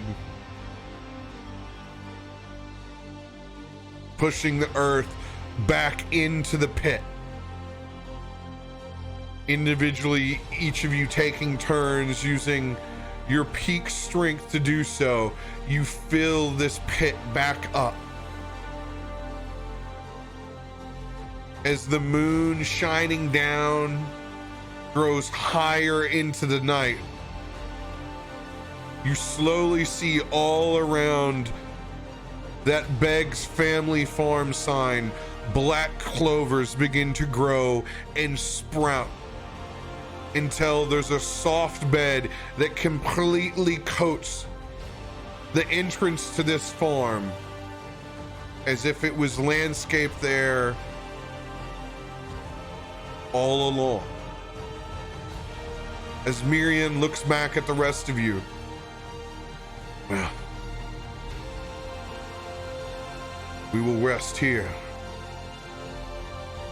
In the morning, we will take the carriage to that reflection pool, and we will meet this Malachar.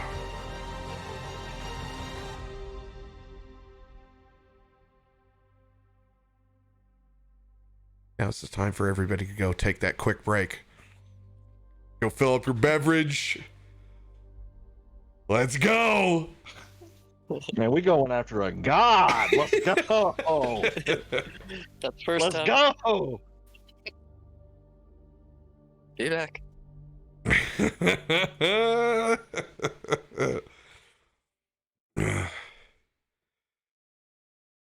Yeah, guys didn't think it was Malachar, did you? No. That was a great twist. Nope. And I just had one of my favorite D&D moments of only the fourth time I ever playing, knocking someone out to save, to mend a horse to save his ass to be the one to eventually kill him. That was so apropos. I loved it. Peak D&D. That's right. Peak D&D. All right, I'm gonna go fill up my water. I will be right back, guys. All right. How you doing, chat?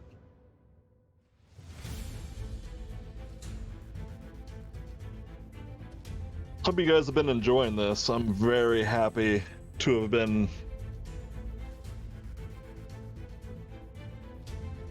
a part of this entire thing with Cap and everyone that's been here for these commission games. It's been great. It's one of my favorite things I've ever done. And Cap's gonna do more of them, so check out that website, guys. That way you can actually and it's not just Cap that's gonna be on there. Lots of good people are on there. There's a reason they're sponsoring them. At one point, he was talking about doing two of these a week, like Mondays and Tuesdays. Yeah. Yeah. Alright, you got it, Steniel. I'm gonna go take a quick break. Hey, I'm back.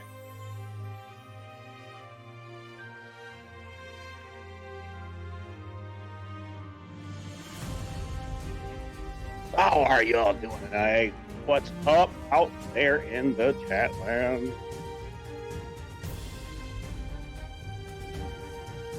I'm doing better tonight. I'm killing stuff. Not playing with poo.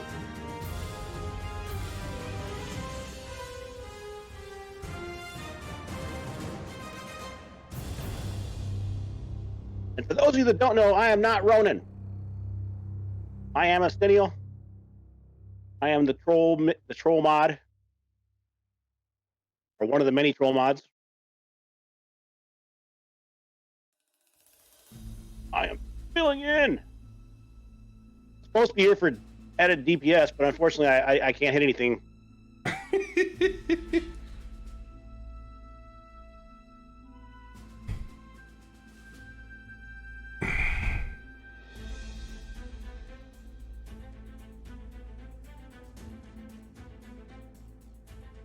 I took my garbage out this morning from my garage, and I have mosquitoes in my dang studio now. No.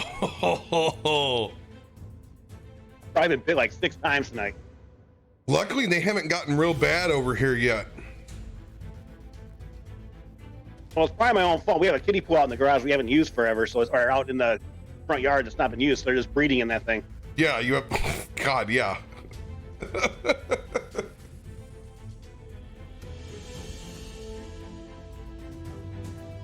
But you guys are getting pretty bad, though, don't you? I know Illinois and Wisconsin, we got them horrible up there. Dude, I live next to the Mississippi River. It's freaking. They're the size of cats over here, man. Yeah, it wasn't so bad out here in Oregon. We don't get them as bad.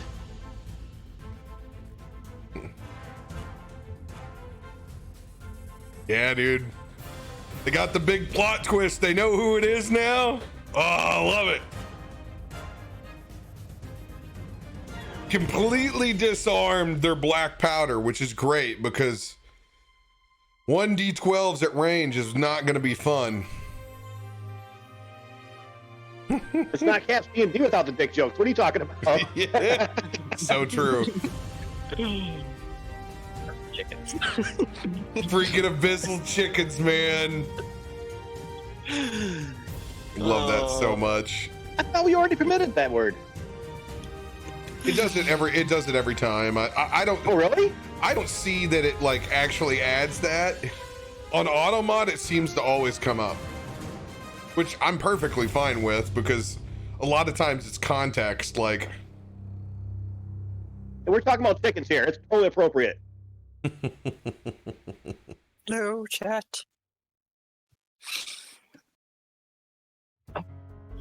Uh-oh. I got put in the waiting room again. oh,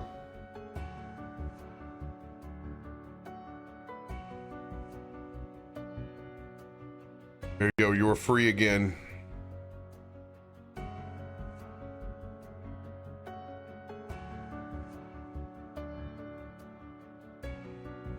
All right. If there's any RP you guys choose to do by yourself still at Beg's family farm, now is the time to do it and interact.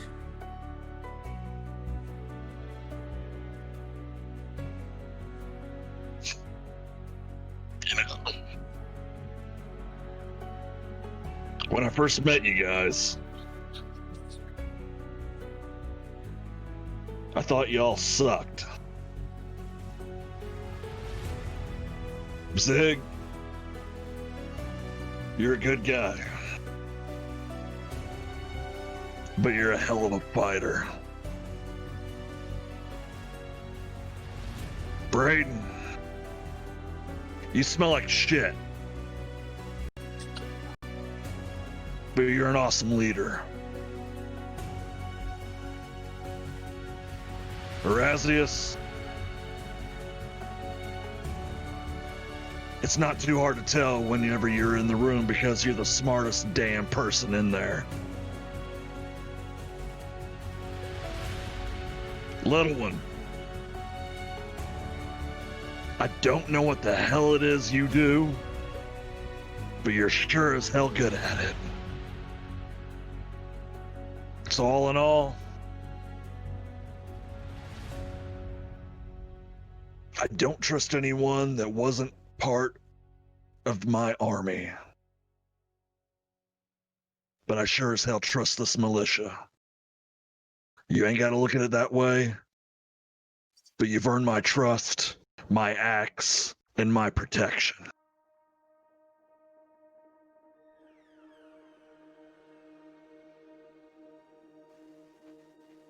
Zig is gonna look at the party, slowly look back and forth at everyone.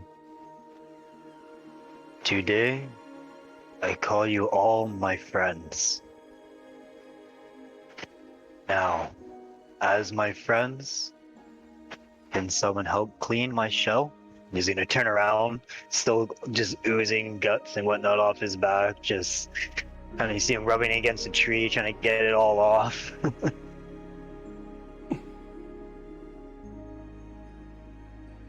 As they're all talking, I'm just sitting there stuffing bacon into my face. But I haven't bothered to cook. Wiping my hands and my hair just to keep it from being. No, just trying to get my hair more straight. What do you mean I smell like?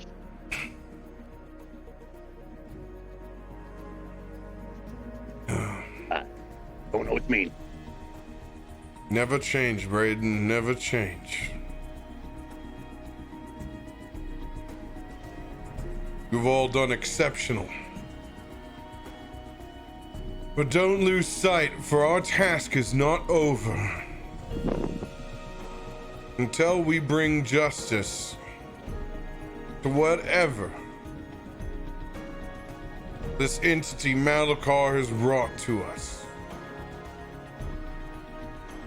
Rest up. We will need your strength.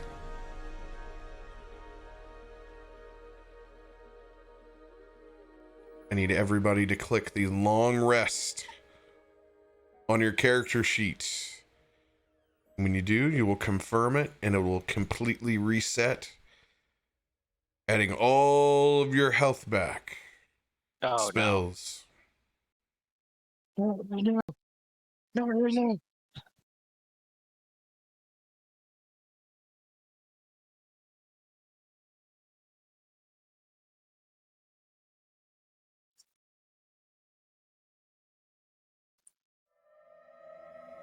Trey is just gonna actually, while this is all going on, just sits muttering still about the big guy taking all the glory. So, like, she's scared, but at the same time, she's kind of glad we're gonna get another chance, because she's real pissed at this point.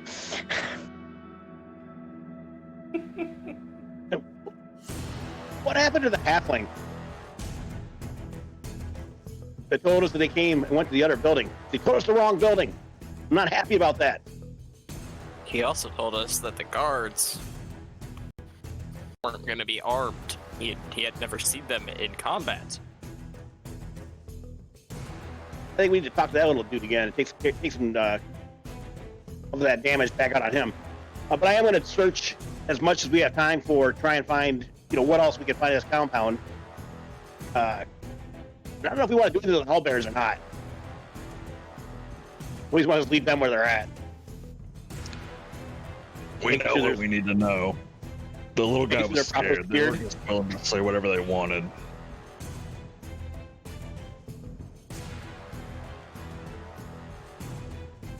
As you guys look for the halfling on the rest of the property, and they're nowhere to be found.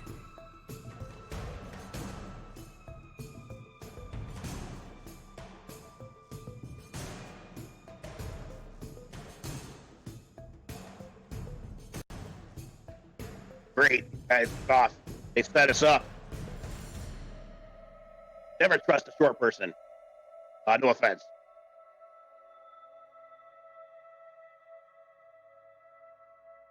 Make no amends for Braden's clear racism.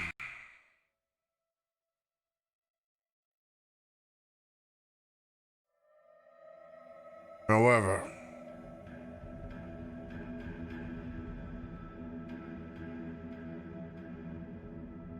we will need to tend to that when we're done.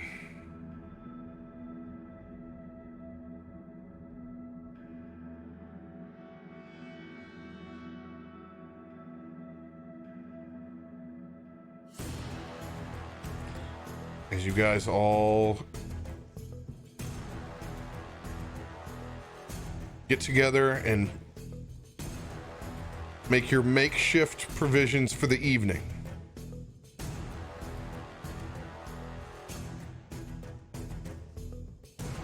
guys arise first thing in the morning.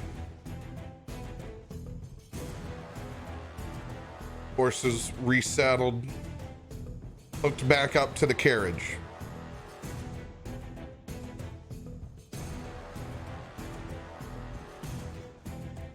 Is everyone ready?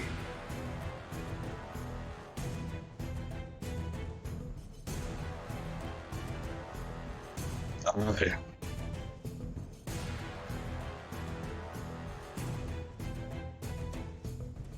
Good. I got raises as mace. Ready. Ready as I'm gonna be today. And we shall ride to the north to this reflection pool in the ruins.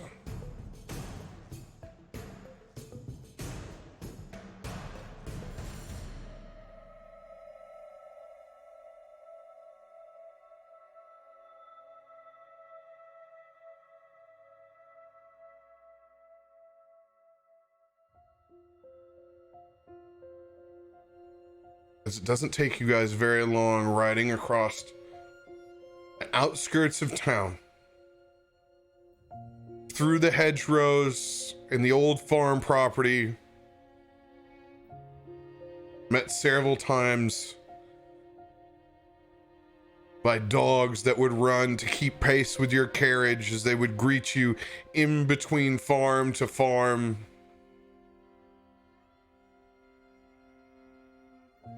You could see unsettling looks on farmers as they would stop and watch you with this armored carriage roll past.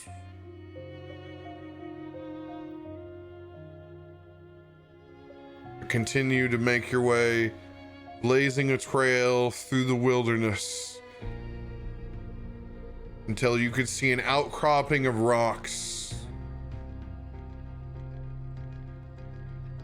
Old, dilapidated stone ruins on top of a hill, looking over a pond. As you guys step out from the carriage, back out onto the ground,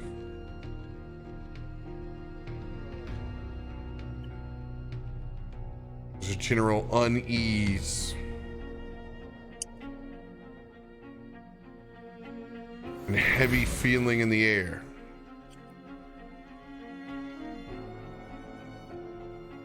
As you guys walk towards the center of these ruins.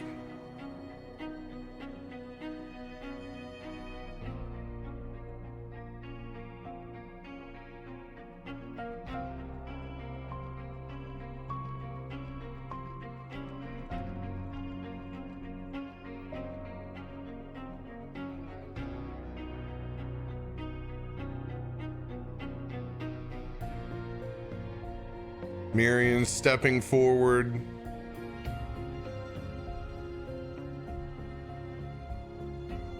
Walking slowly. Hands touching the stones.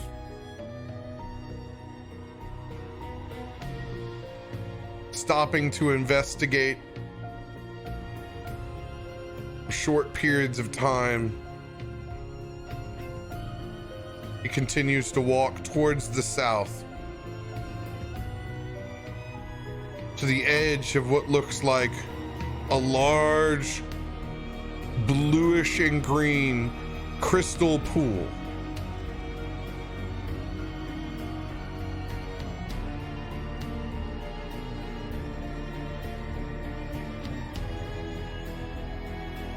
Is there anything you would like to do inside these ruins before you meet Miriam?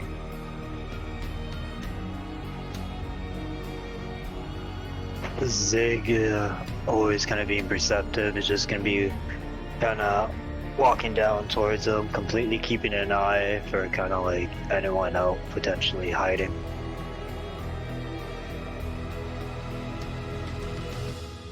All right. Roll an investigation or roll a perception check.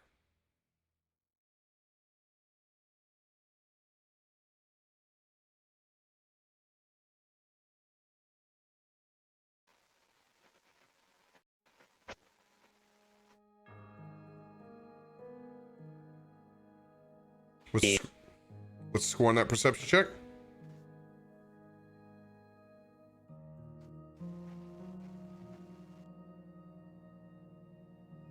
Can't hear you.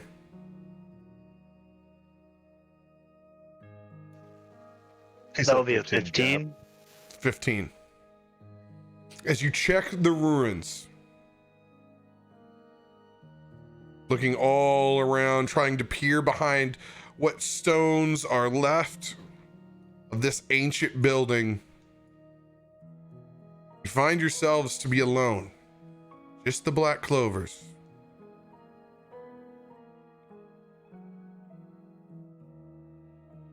Anyone else doing anything before you meet Miriam down by the water? I'm going to use my primeval awareness. Spend a first level spell slot. It lets me detect aberrations, celestials, dragons, elementals, fae, fiends, or undead within 1 mile. Or if we're in a forest, it's 6 miles.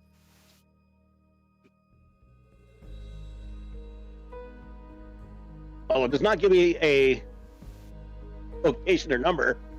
I'm not sure what good that does us, but I'm just curious.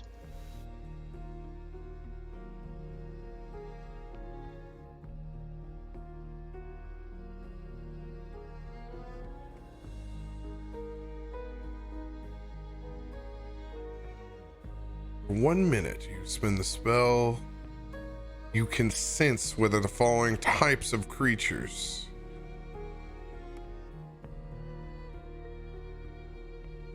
Estenial, you feel a strong sense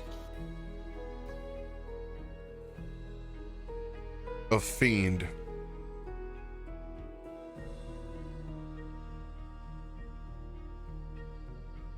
Almost as strong as when you were next to those abyssal chickens themselves. Almost. I'm gonna look over to Razius. Razius, are you doing anything again? Are you making things happen again? I sense something evil here. Don't quite comprehend what you're talking about, but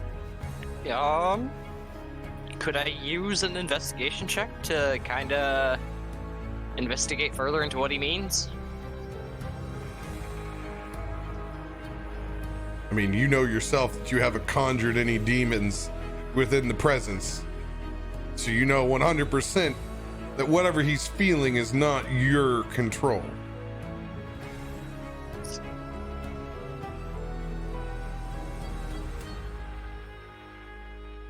While everyone's doing all this, Caligar's just been taking out his leather and sharpening the blade of his axe, because he's been in a couple fights since then.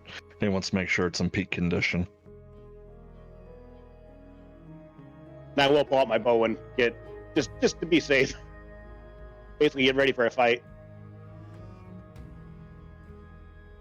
Be on your guard, folks. Something's not right here.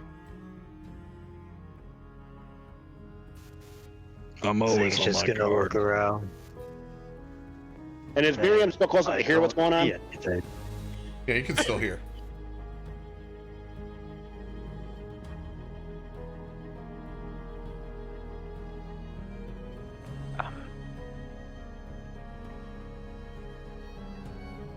Do they still have the ability to?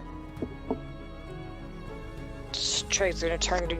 Can you guys still hear people? What they're thinking?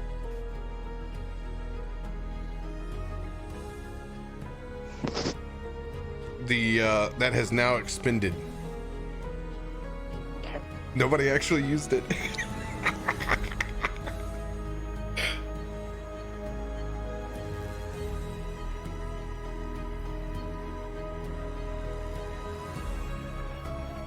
Well, time's up. I'm moving over to the boss. And Caligar moves over there because he got impatient and he wants to fight somebody. Zig is gonna move up as well. As much as he's seen nothing.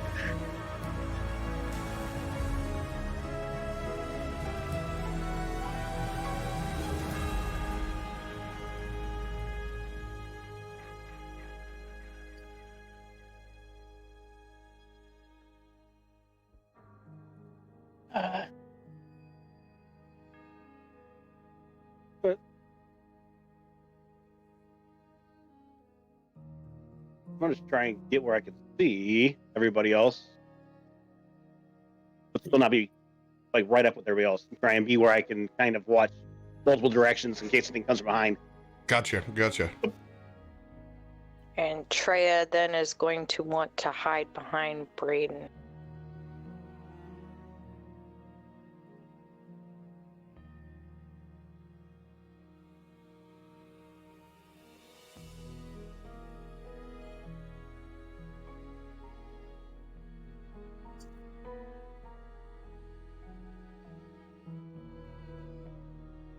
You guys all begin to make your way into positions, stepping out, looking over this reflection pool.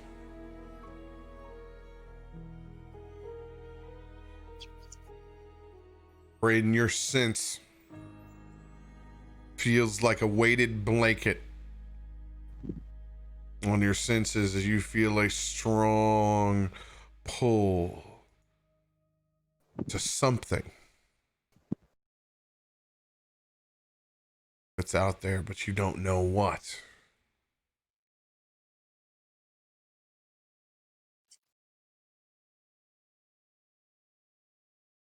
Look alive, folks. We have a visitor, and it's not friendly. That's all I can say.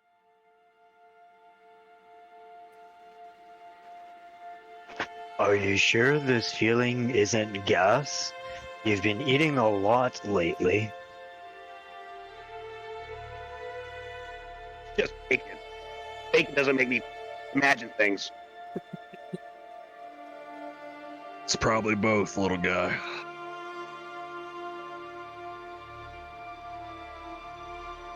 And I was to keep looking like every direction at once. As Miriam draws his sword, lighting up with hellfire again.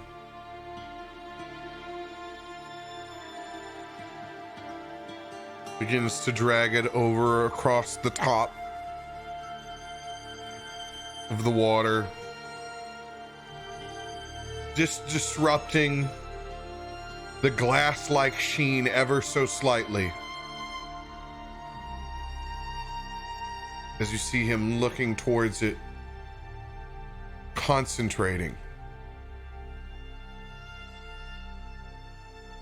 As you all feel like you can hear small whispers from the corners of either side of your ears.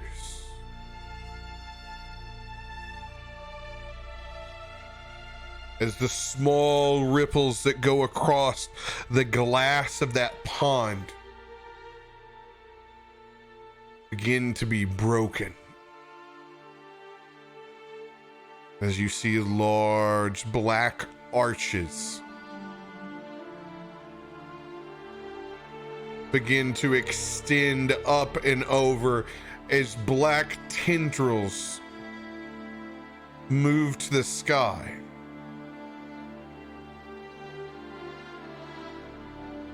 As these black tendrils form what looks like a platform up from the water, you see a large tricorn hat affixed atop a massive orc.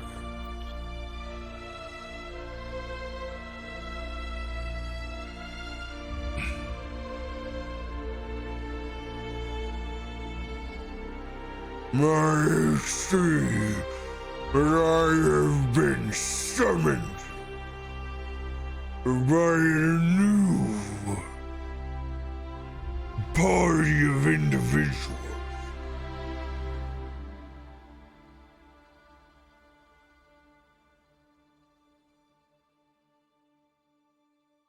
State your business before me.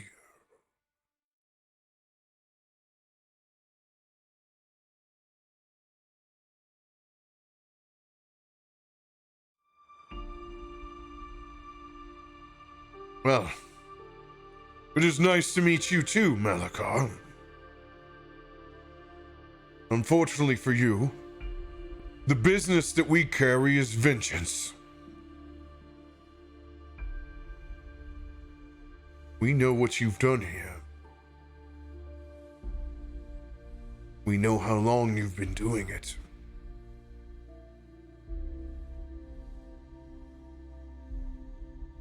So whatever scum pool here you've decided to rise up in and cause harm to this city will end today. Oh, it's...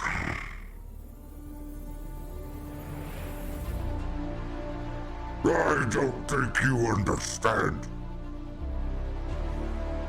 who I am or how powerful I have come to be. Nonetheless, my main job is done here.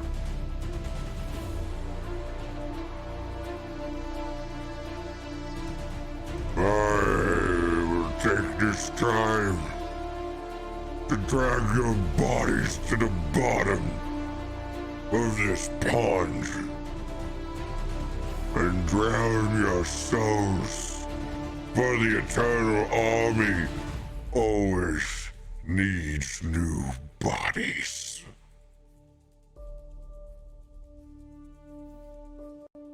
As Malakar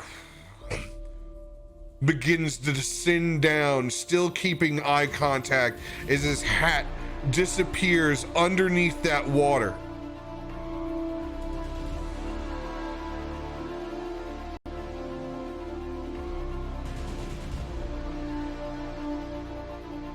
It doesn't take long before you no longer see Malakar at all, but instead a massive serpent made of pure water breathes up in its spot, twisting around, taking the form of this massive elemental water dragon in front of you. I need everyone to roll for initiative.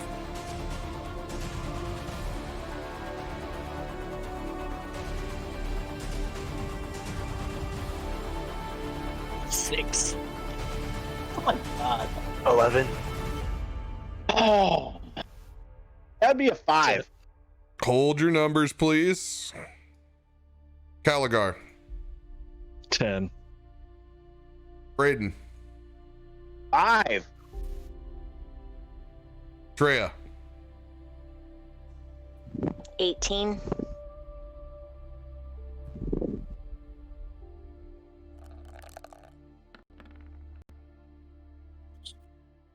Smearing with 16.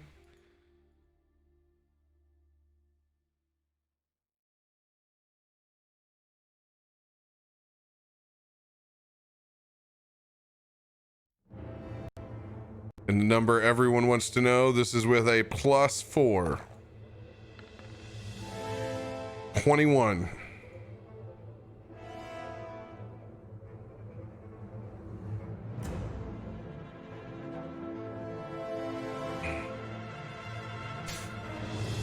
With this dragon water-like spirit raising up out,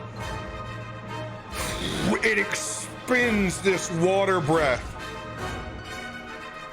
as individually small spinning water spits form tiny elementals that appear on either side as they glide across the water.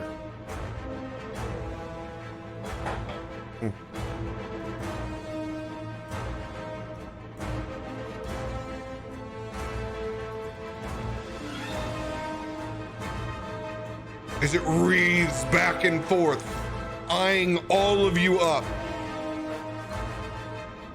Treya, it is your turn.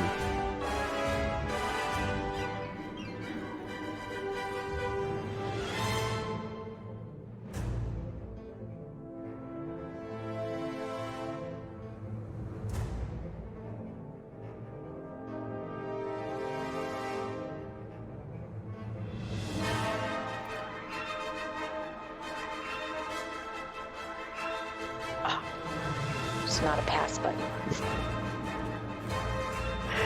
You can hold your turn. If you want to hold your turn and figure out what you want to do, go for it. We'll move on to the next. Okay. All right, Miriam is going to look out at the group. We'll just see how well they can do with this. And he begins to concentrate and send whispers out to all of the parties around him.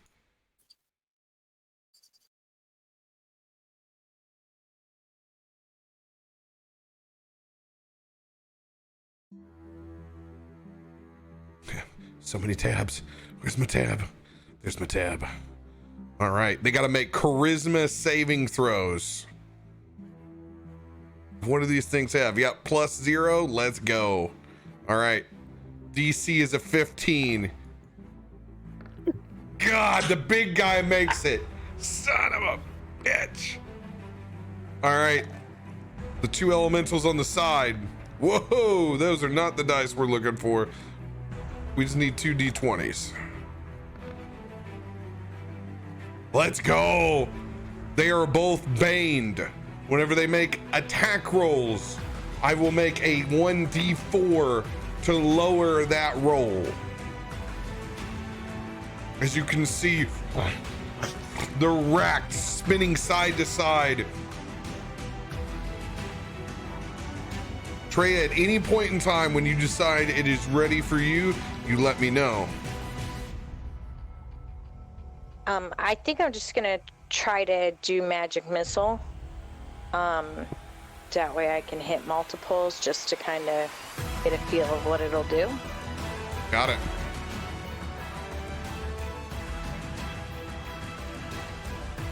All right, you're sending how many missiles out? Into whom?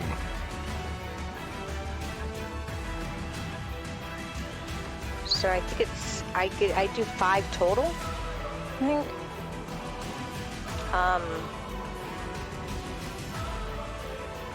So I think I'm just gonna split it.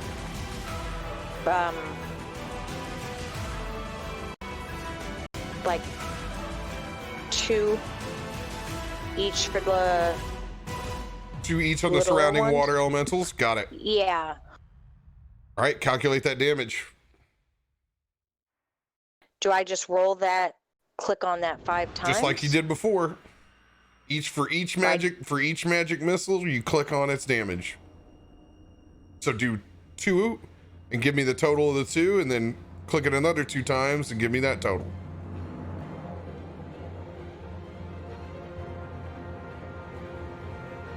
Okay, the first one's 10.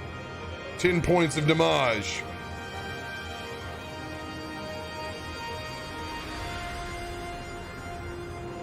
As you tuck behind that rock, sending 2 magic missiles out directly towards you, and then spinning over to the other side. Another 2 slamming into the other water elemental. How much damage? 9. 9 points of damage. And it does. The damage seems to apply as the water splits out from the sides of them.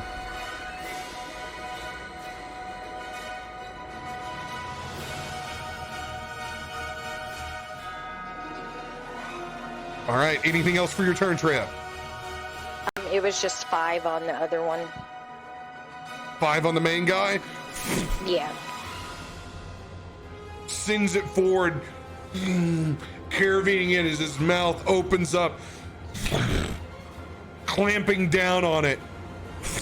You can see the smoke exhale from its nostrils. It does apply, even if it's only 5.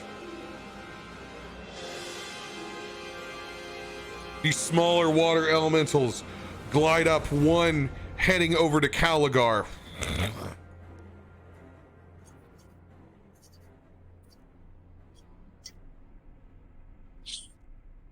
It is going to slam into the side of you.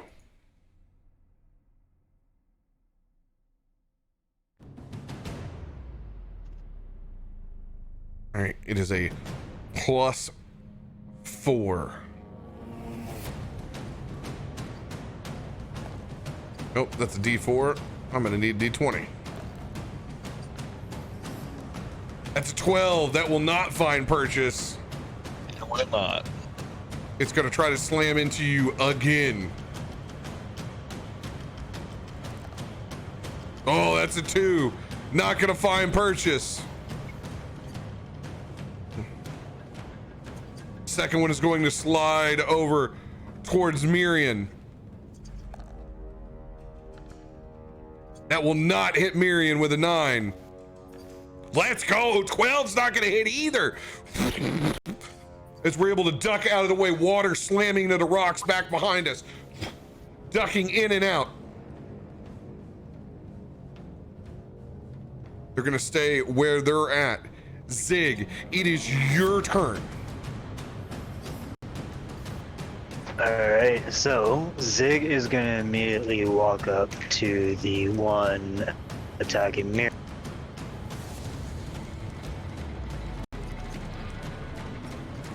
And 3 attacks. I even grabbed 2 more d20s to do this quicker.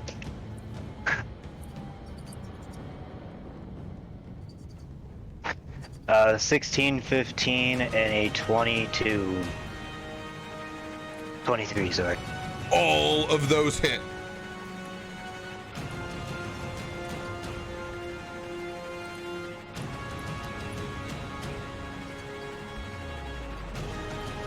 So 12, 8, and 12. 20. 32 points of damage as you are going to explode that water elemental.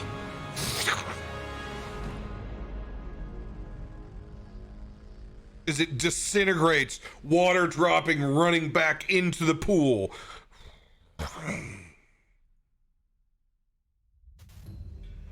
And, you know what? I'm gonna move slightly, but before I move, Zig is gonna tell Caligar, let's see you do that. Or, let's see you do that. And then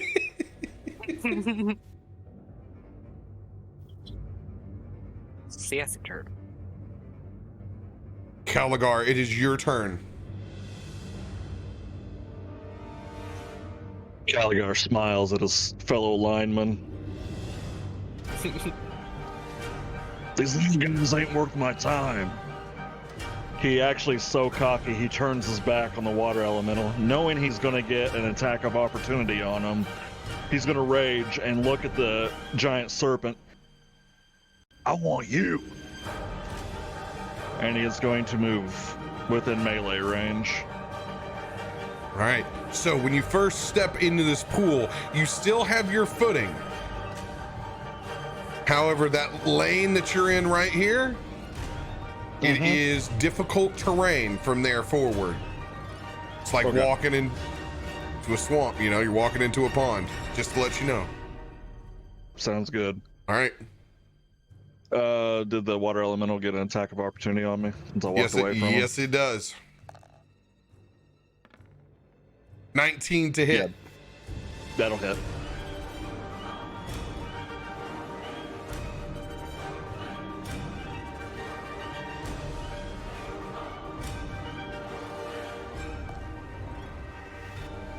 Ooh, it's gonna do 11 points of bludgeoning damage. So you're gonna take 6 points. All right. As you raging. That tickled, boy. You big son bitch, how you doing? He's gonna swing twice at him. First swing is a 10. 10 will not hit. As it wraps and wreaths to the side. Second hit is a 23.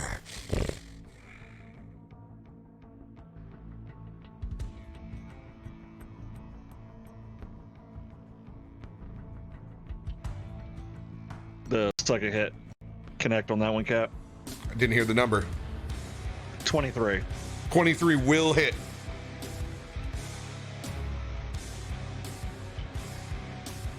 7 points of damage. 7 points of damage. And that will be his turn. Locked in with the giant serpent.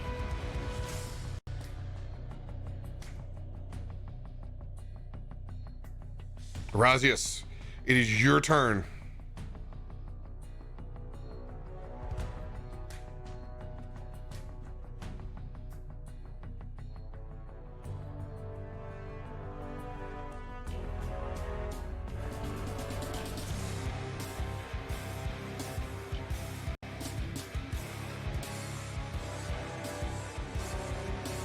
We cannot hear you, my friend.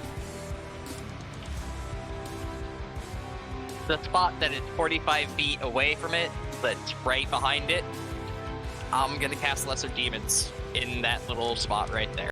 All right, public roll the demons for me.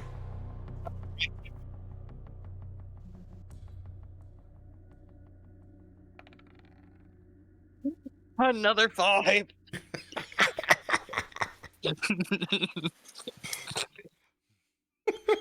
Well, apparently you're now at this point conjuring what we would like to call abyssal ducks.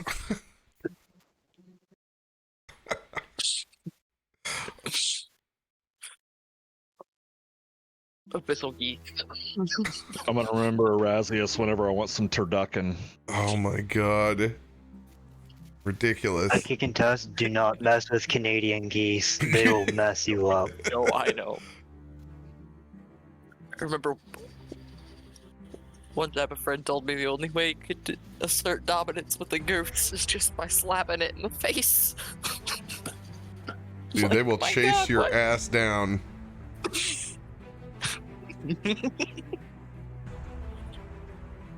Don't talk about Howard the Duck.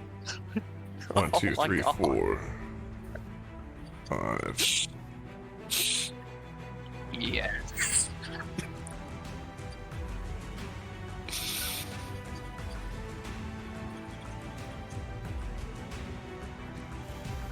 The clock, eh?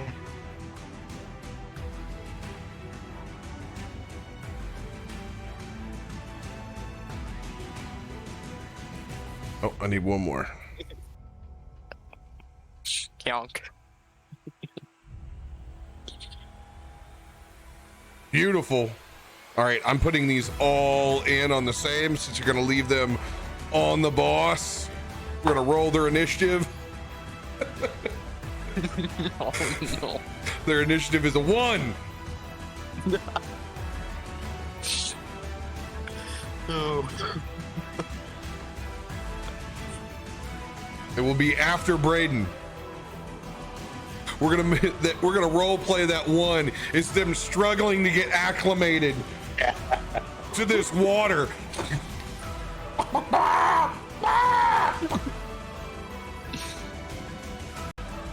All right. Anything else for your turn, Erasius?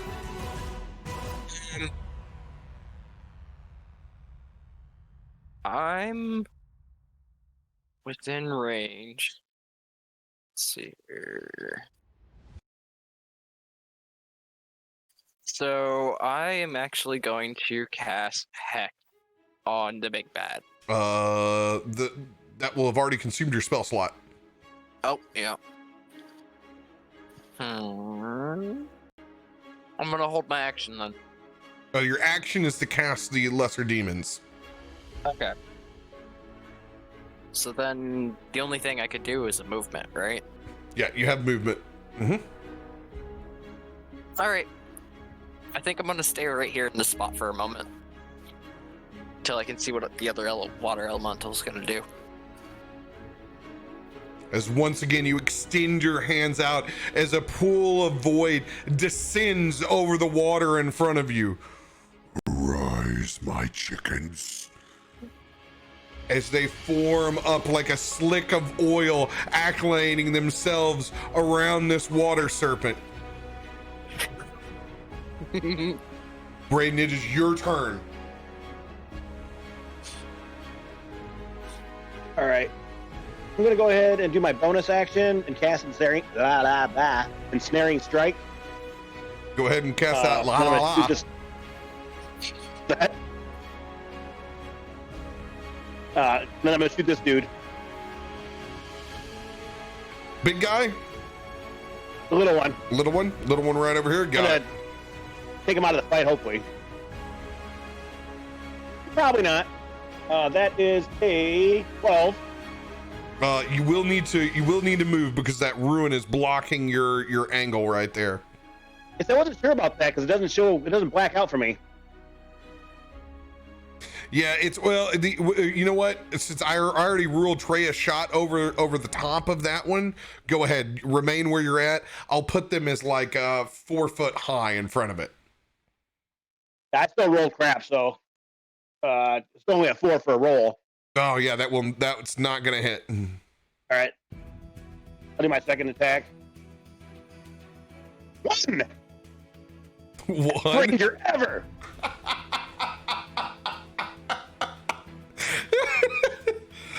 Somebody had to take the Gale Omen spot, and that would definitely be you, Estinial. It's totally appropriate.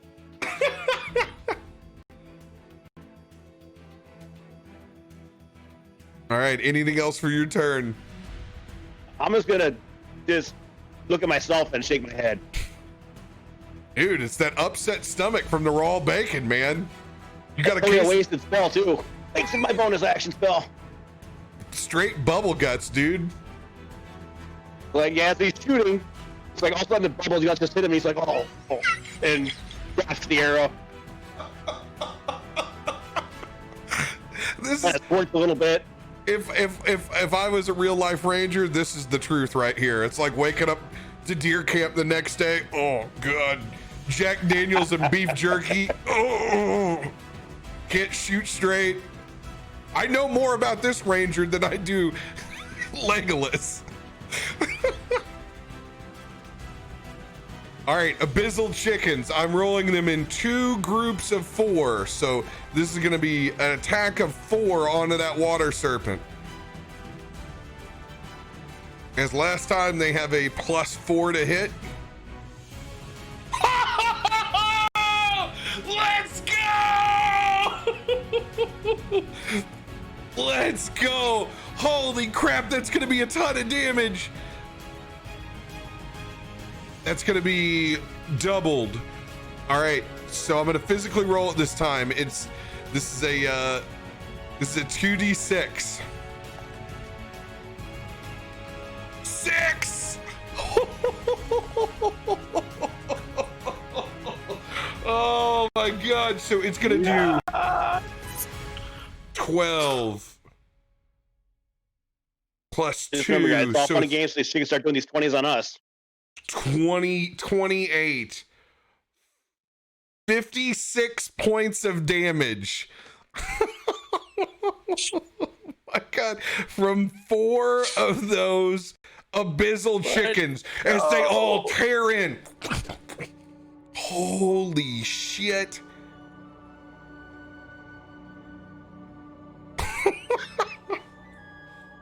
All right, here comes the attack of the other set of 4. You gotta be kidding me! You gotta be kidding me!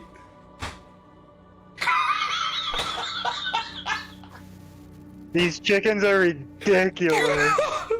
All right, I'm using the damn auto roll from now on because obviously our dice are broken. Holy shit! Like 8 or 9 crisp for these chickens so far tonight.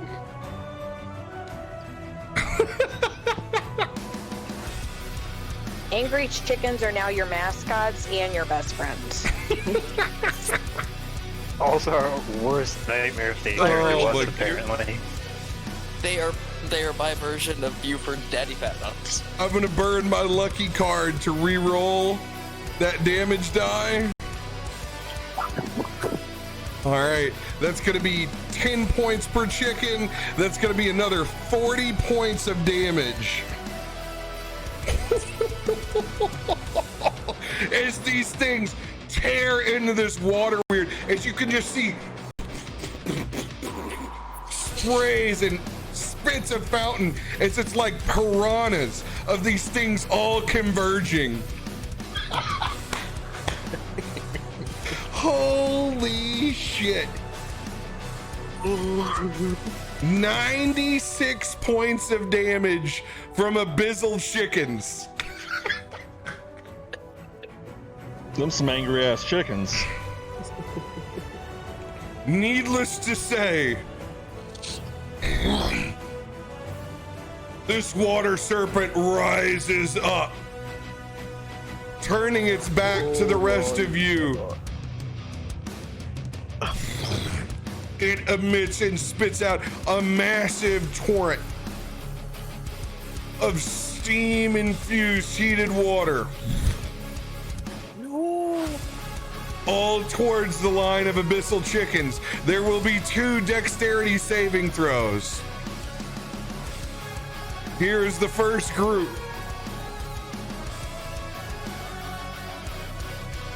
I gotta look at the abyssal chicken dexterity because I don't know what it is.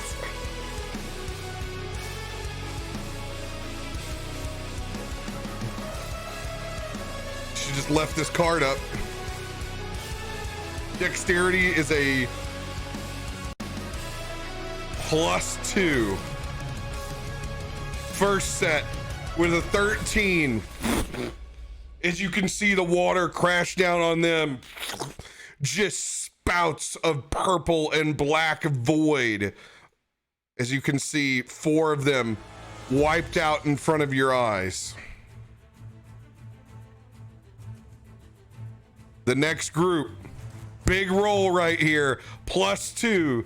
The DC is a 15.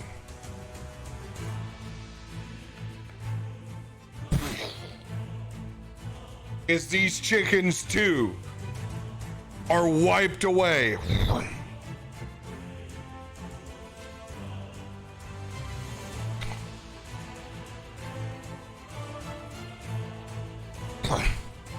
As it spins back around, eyeing the rest of the group.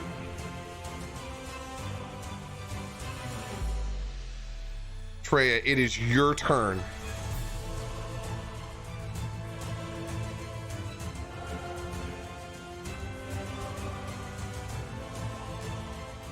So at this point, Treya is back there starting to lose it a little bit because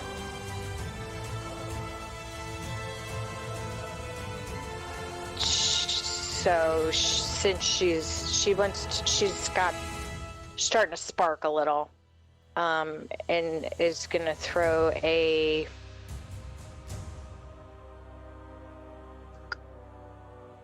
start to build up like a fire chromatic orb at the big guy.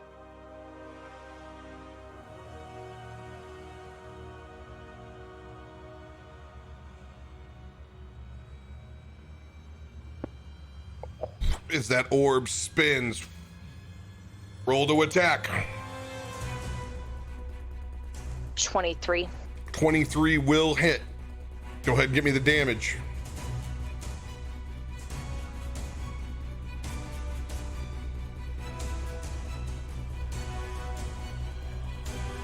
$21.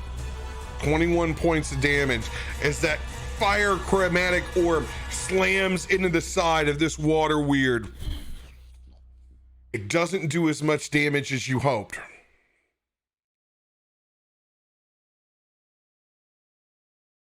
It is resistant to fire. Oh shit.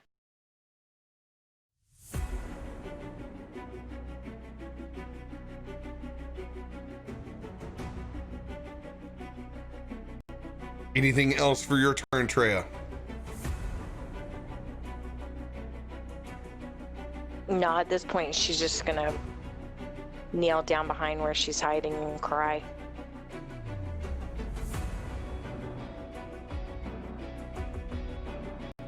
Treya, I want you to make a wisdom saving throw as you become angry. And it raged. Is it not taking full damage? 9. 9. The sparks around you begin to light up further.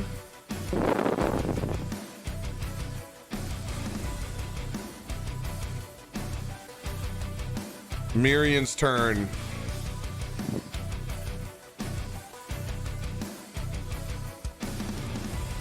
He's gonna slide back behind this cover. Jesus, Braden. Quit eating so much damn bacon. I can feel your bubble guts from over here. As I'm gonna grant you a 1d8 inspiration. You know what I eat before a damn fight? Get some KO Pectate, KO Pectate, KO Pectate. All right, it's all running through my leg now. We're fine.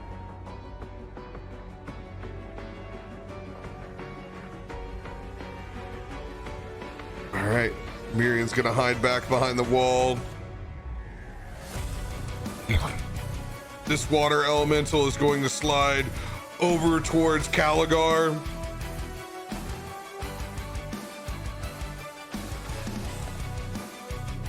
Ten will not get the job done. Second attack.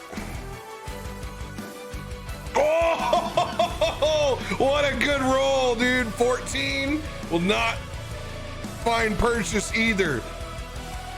As it slams into your back, the water just cascades over, enjoying it like a good shower.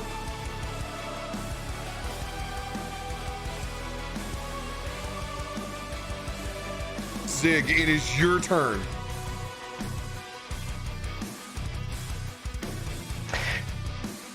Alright, Zig is gonna walk up to the water weir, the giant beast. And he's gonna say, I can't be outdone by a chicken. As he makes 2 big swings with his main hand. One is 13, and then the other one is 22. 13 will not hit. 22 will. 9 points of damage.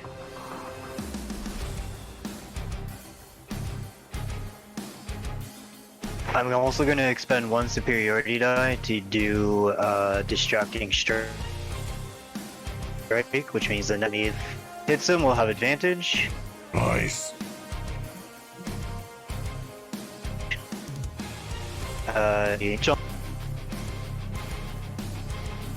Sorry, you cut out?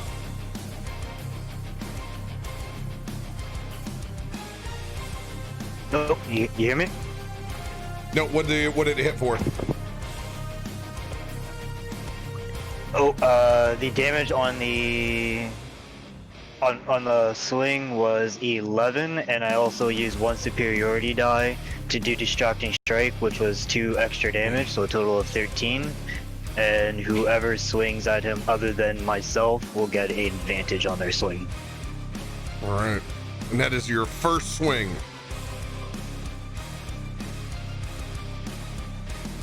So on my offhand, it's going to be 27 to hit for a total of 10 points of damage. Another 10 points. Let's go as you carve away on the base.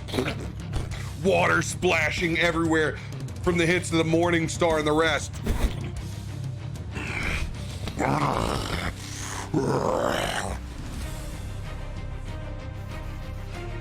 Zig is gonna release a kind of roar right back and use action surge for 2 more swings. Oh, with his smoking him if you hand. got him. And that. Alright, first one misses, and the second one is gonna be a 22 to hit. 22 will hit. And that would be for 7 points of damage, and I'll burn another superiority die again if that's possible. Absolutely. Just to add, same thing, distracting strike. It's not going to do much, just for the damage. Ooh, for another 6. 13 total.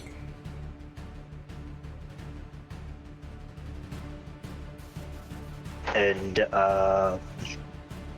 yeah, he'll actually just stand his ground. Let's go.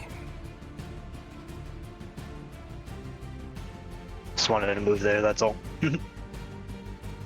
All right, as you move deeper over into the water,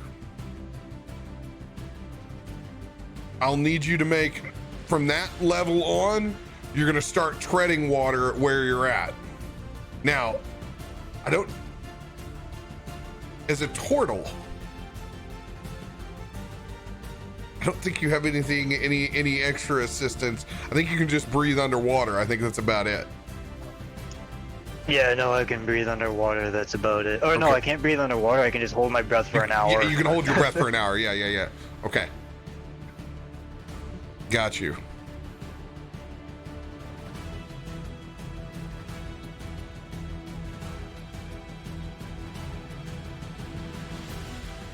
All right, Caligar, before you turn, with a layer action, you see another set of water elementals appear, but this time they're in the shape of that water weird, but they're smaller, much smaller.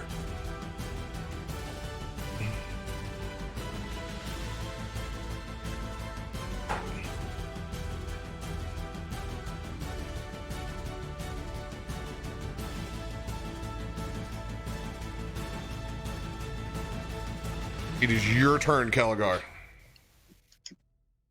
Before I go, Tommy's in the waiting room. Oh.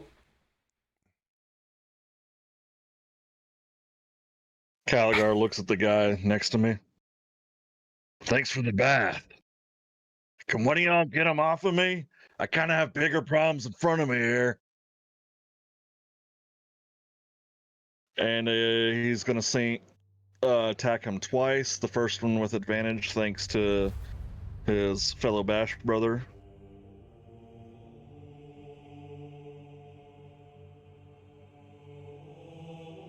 That would be a 24. 24 will hit. That'll be 16 damage on the first swing. 16 damage. And the second swing will be a nat 1. As you miss, dunking yourself underneath the water. You try to bring your head back up underneath the water, but it's like a hand is forcing you down. I need you to make an athletics saving throw.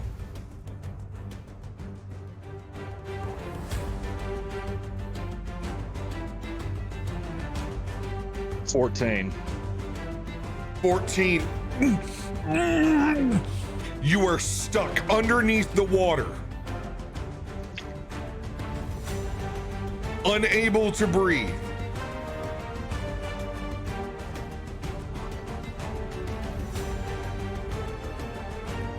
Arazius, it is your turn.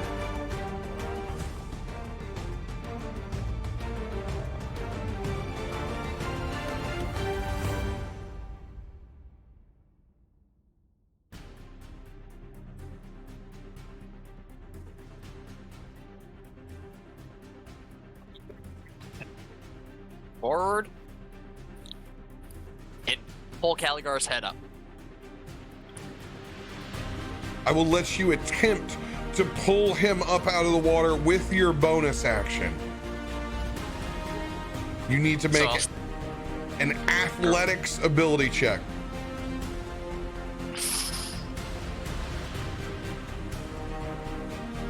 The 9. As you reach down, it's hard for you to find Perseus to see exactly where he's at as he's thrashing around inside the water. You're not able to get him and lift it up. You still have your action. I've only taken your bonus action away.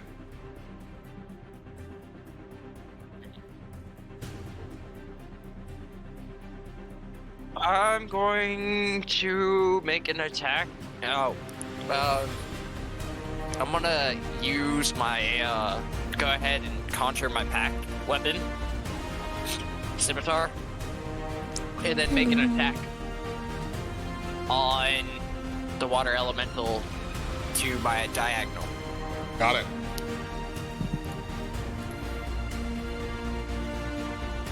So, here.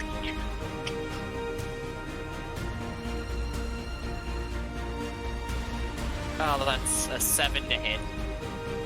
7 will not hit.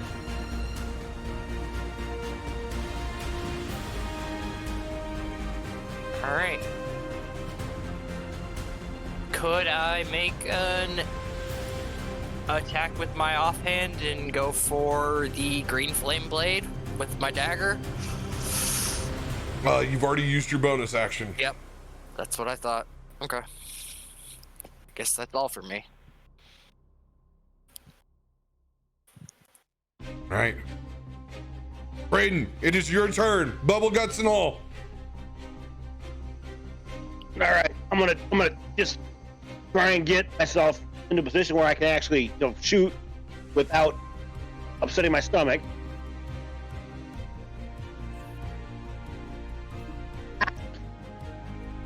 Then I am going to basically the same thing as last round, but here I'm gonna try and do my bonus action and snaring strike with one of my 2 remaining special sheets.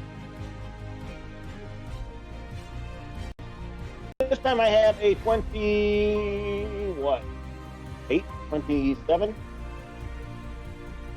That'll 27 hit. That'll hit.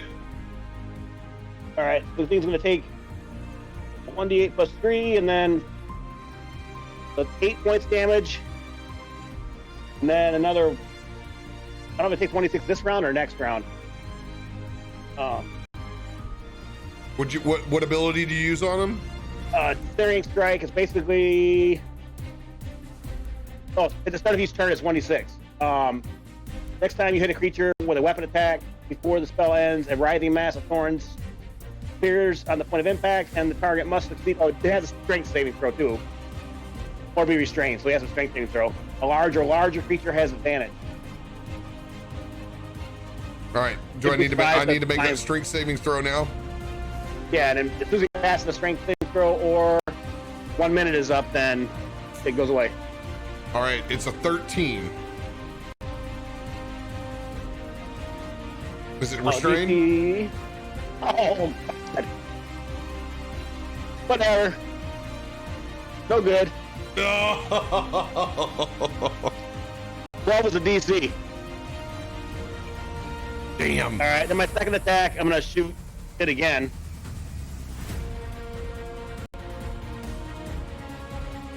The damn bubble guts kick it again. You get the 3 plus 6 plus 8, 11 to hit. So not quite as bad. He kind of holds it a little bit better this time. He's like, right as he goes, he doesn't quite mess quite so badly, but 11 will not find purchase. Do you want to burn your advantage or your inspiration? Oh, you know what? Good point, though. I'm glad you said that, because I'm going to use my luck roll and re-roll that one. Oh, let's go. And that is an 18. 18 will hit. Thanks, community, for saving Astediel's ass. You know, where it says I have 3 of those a day I get, and I keep forgetting I have them. And that's 8 damage. 8 damage. Smoke him if you got him. Let's go. 16 total points of damage. Anything else for your turn? That's all I can do.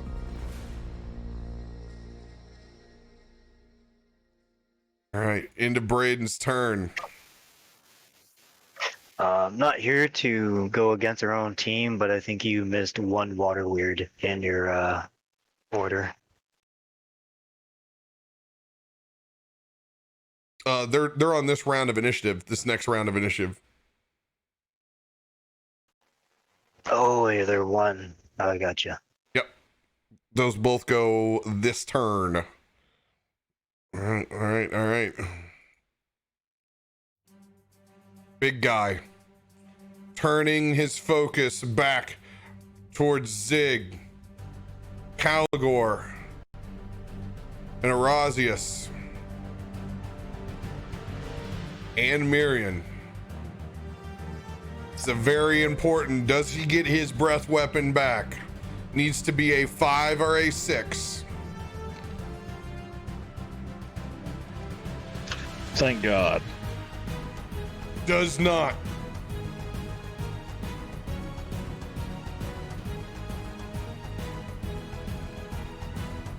All right. As it spins around, it tries to ensnare you in its body, Zig. This is a +5 to hit. 16. Any attack that is a disadvantage because of my ancestral protection. Currently, with you being held underneath water, your ancestral protection will not apply. 16 does not hit. As long as I'm dual wielding, my AC is at 18. Nice. It will try to ensnare you a second time. 17 will not find purchase. Frustrated, it shoots a spout of water, arcing up and over, that lands as another water elemental back near Braden and Treya. It will go on the same initiative as the other water elementals.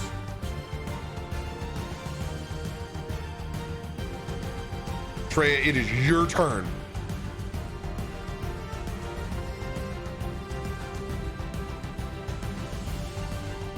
At this point, I'm not even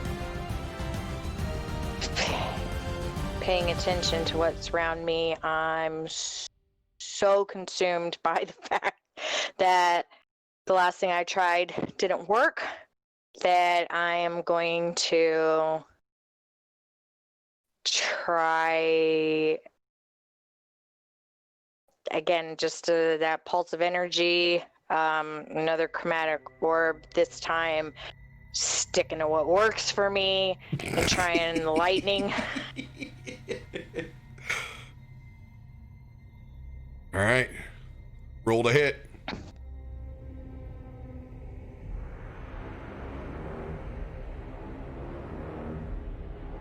$15. 15 will hit. Oh, thank God. Okay.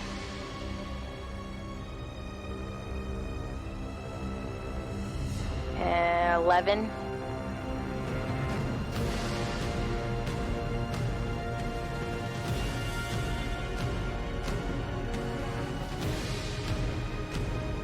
As you spin that orb up again, throwing it this time, expending that anger and spark in your body, doing 11 points. I want you to roll another 1d4 to add that anger and frustration into this attack.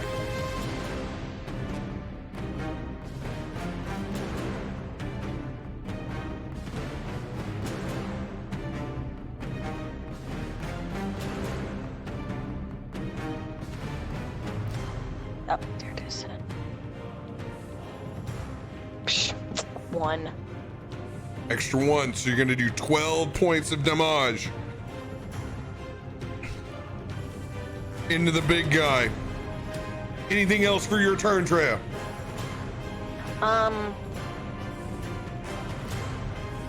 Now that I'm done and looking around, and see the thing to the side, I'm gonna Misty Step,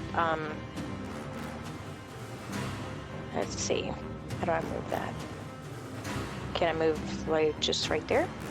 Absolutely. Far enough? Okay. And then that'll do it for me.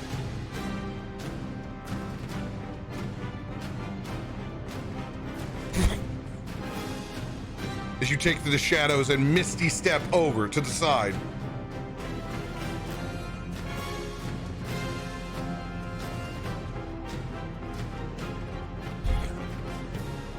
smaller water weirds begin to spit a stream of hot water and steam over towards you, Arazius.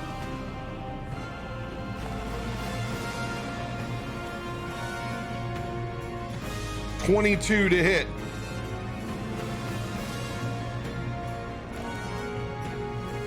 It's gonna do 8 points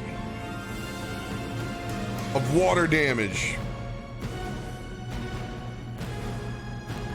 Zig, that weird behind you is gonna target you as well. It will not hit.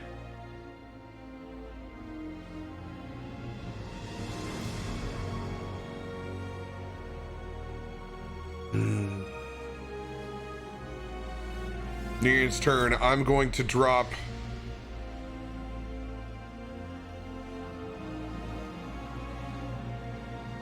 Bane since there's only one of those little suckers left.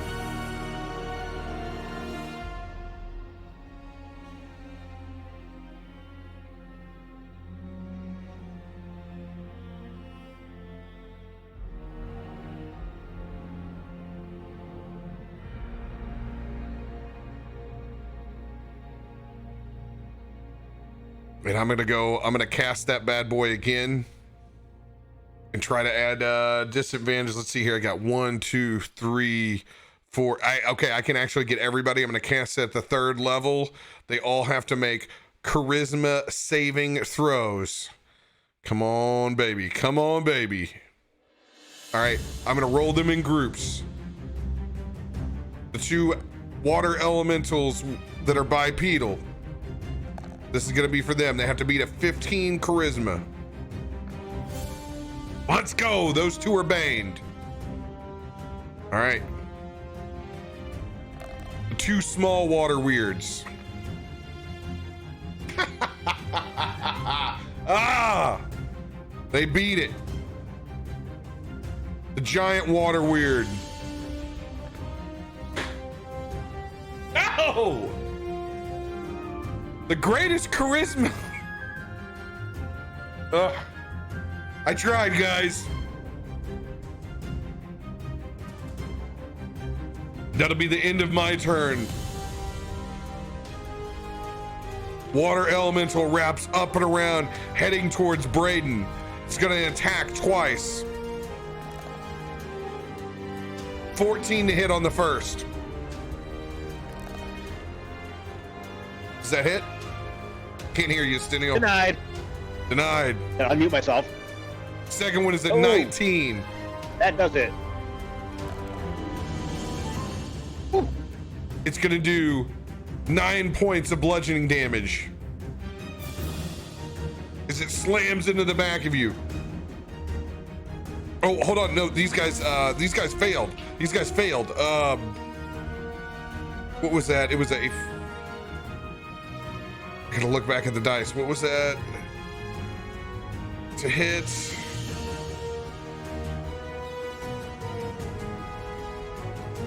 Was it 19? What's your AC? 16. All right, I'm gonna roll this D4. This will be subtracted from that 19. 16. Good enough. Ah! Yeah, X gonna give it to you. All right, you'll take that I damage. the dodge out of the way, and my stomach has a cramp again. And I kind of cramp up again, and he just managed to snag onto me the last second. You guys hear a loud noise. You're not sure what it was. All right. Next water elemental is going to attack Arazius since Caligar is held underneath the water. 3. First attack will not hit. 5. Second one will not hit. End of their turn. Zig. Zig is gonna walk up to Caligar and use his bonus action to try to lift him out of the water.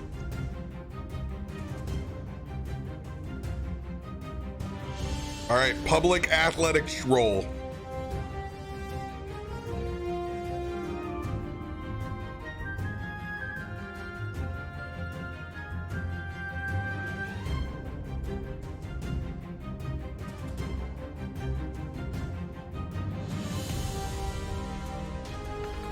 Oh, shit.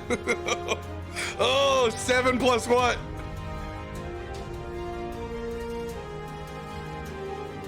Well, 7. it's 7 plus 7. That's 14. It is not enough. As you reach down, he is still held underneath the water.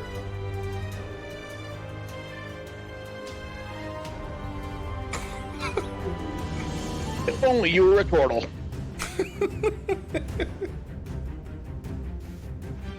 You know what?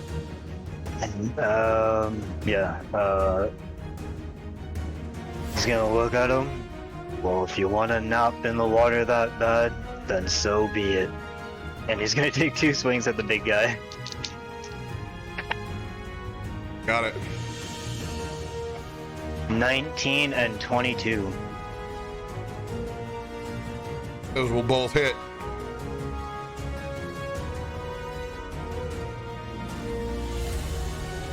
Ten and 11. So we're looking at 21. Plus, I'm gonna do another superiority die for distracting strike again for another 4. So it's a total of 25. 25 points of damage. Starting to pile up.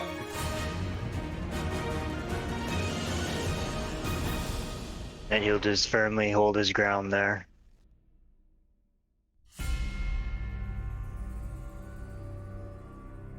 Caligar. Still holding your breath. Give me a strength ability check. Athletics. Public roll.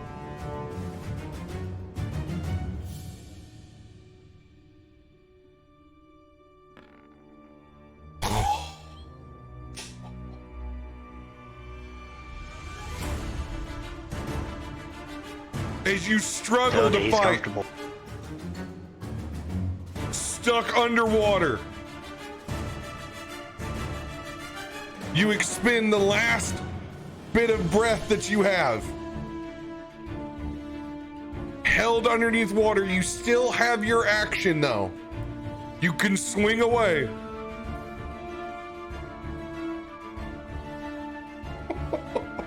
Looking like Little John from Robin Hood Men in Tights, drowning in a puddle.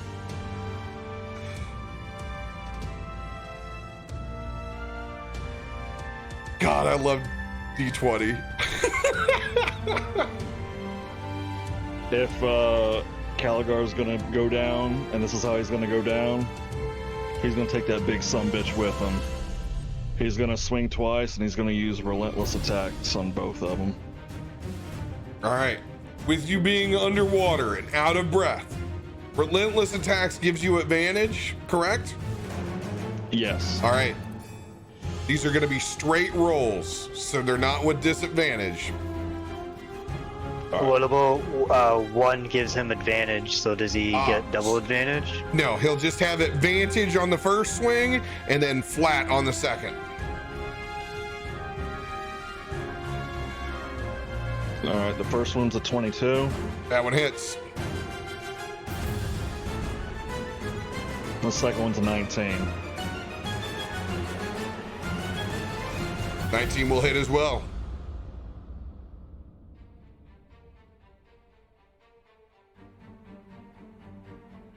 $23 points of damage. 23 points of damage. As you can just see white water as Caligar thrashing underneath.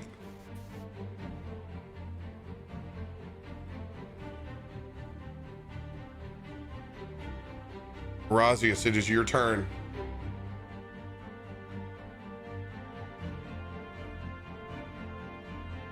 I'm gonna make another attempt to get Caligar out. All right, consume your bonus action. Athletics check, public die.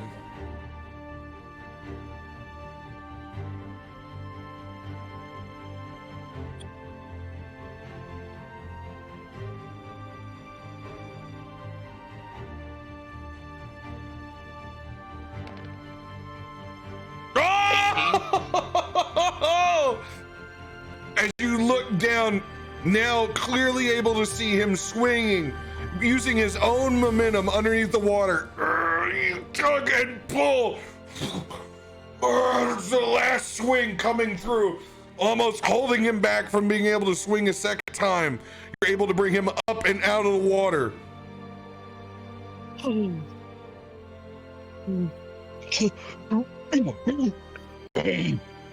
Pat him on the Thank back. you. Breathe.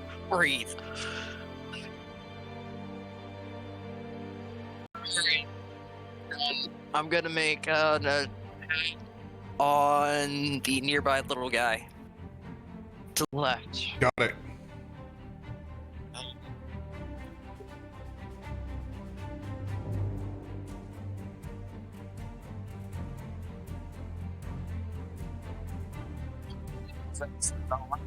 Come on. What'd you roll? 11. 11 will not find purchase. Alright. That's it then. Braden, it is your turn. All right. I didn't mute myself again. Obviously I gotta smack this guy. I'm gonna pop 2 shots into him. All right, that will be at disadvantage since you were right next to him. Okay, and I've got, I think, 2 luck rolls left. So, all right.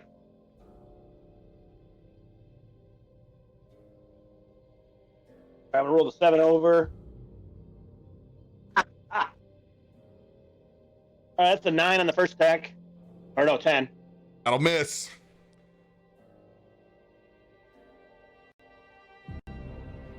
Make sure I do have 1 more left, right? Yep, 1 more.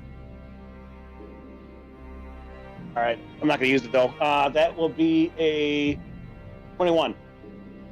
21 will hit. All right. That's gonna be whopping 6 points damage. 6 points of damage.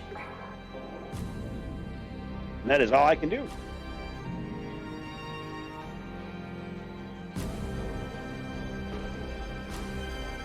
No bonuses, no reactions. Yeah, that's it. I'm done.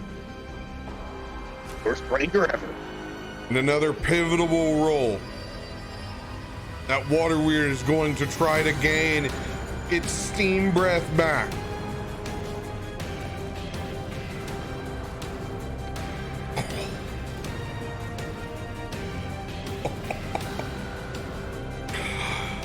Oh.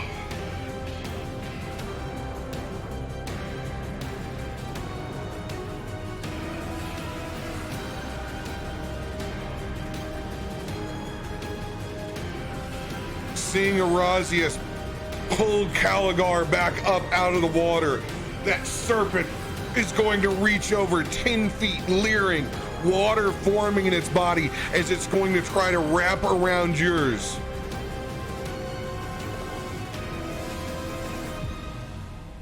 Ten will not hit. I didn't know if you wanted to use the disadvantage in case there is the chance of a nat 1.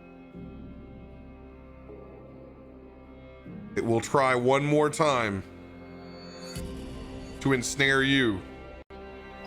Oh no. Second time, it wraps around your body. You take 15 points of bludgeoning damage.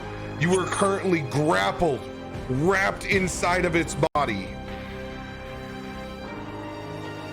Razia should have resistance, so she should take half because of the ancestral protectors.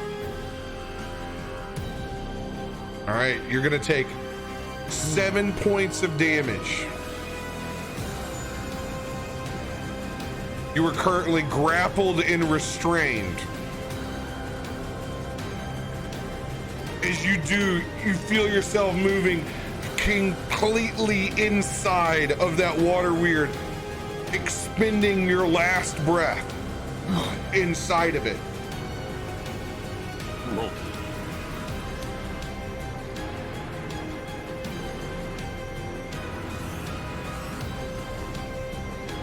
You can try to escape at the beginning of each round.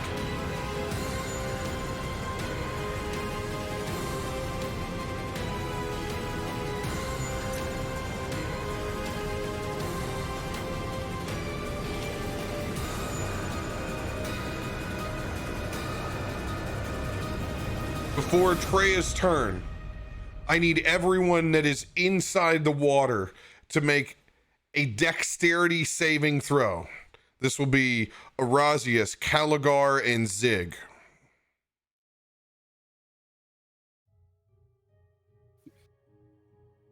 Nine.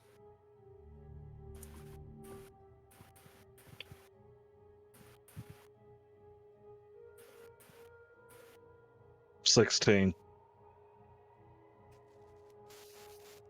And Zig? Not one. Oh my god. You guys are all going to take 6 points of steam damage as you can feel the temperature rise up in this pool of reflection.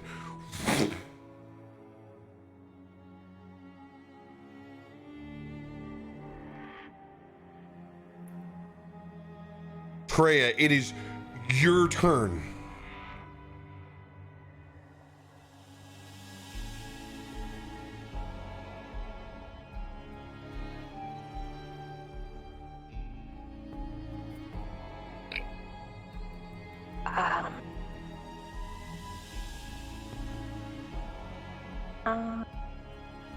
Going to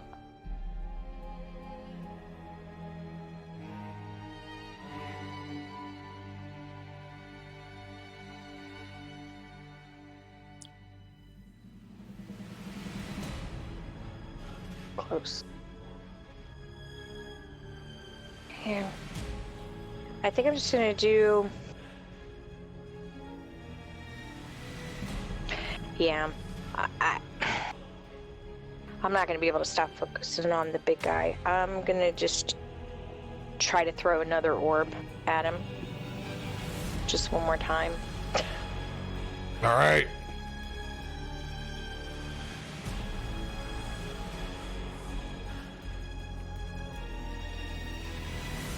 Eight. 8 to hit. It will not find purchase. Yeah. As it teeters off, it whips around. You can see Erasius held in its body as it twists and turns, missing your orb.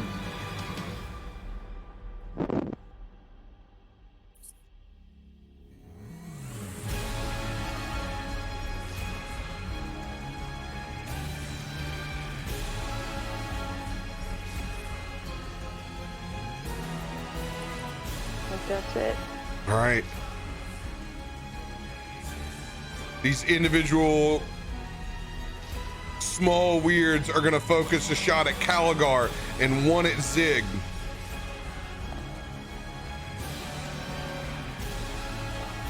$16 at Caligar will not hit. Or does it hit? Does 16 hit you? Okay. 16 hits. All right. 19 will hit Zig as well.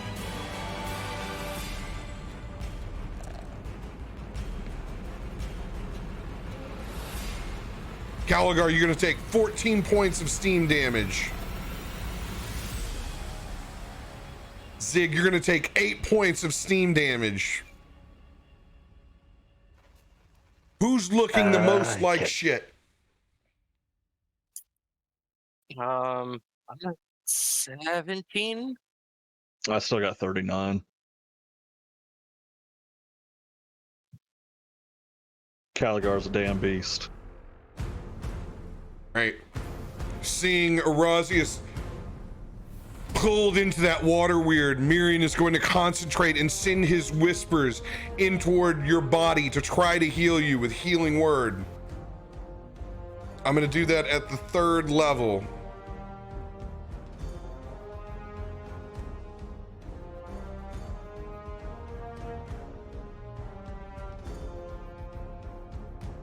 $3d4 plus 4. Come on, big rolls. 12 points into you, Erasius.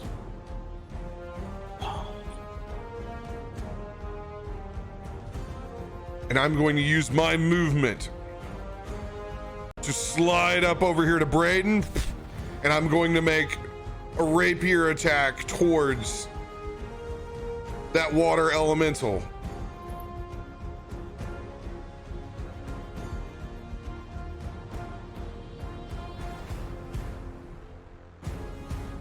Let's go, 15, that'll hit.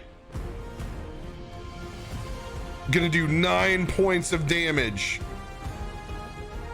Let's go! As that rapier slides across, the flame not particularly doing any damage, but as it breaks its form, you can see it falls down, crashing into a pit of fiery inferno below that consumes it back up.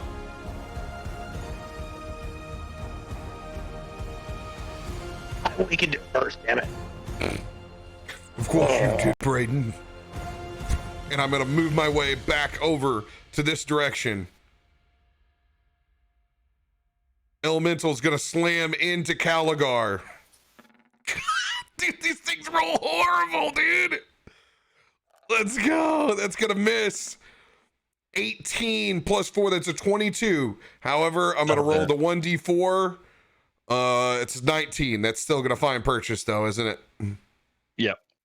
All right. He finally hit somebody. It's gonna do 5 points of damage to you. That's already halved. Okay, thanks. And that's it. That's the last one there. Zig, it is your turn.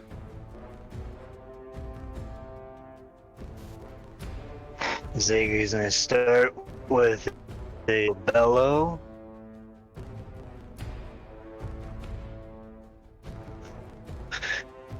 Doing self. Ooh, and that. So I'm actually. I'm just gonna swing twice at that big beast.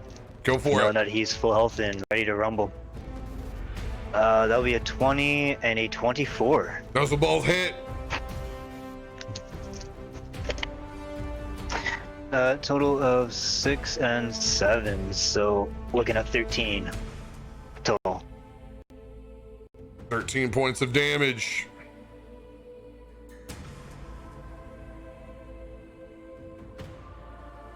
That'll be it. All right. Staying locked in, Caligar, with new air in your lungs.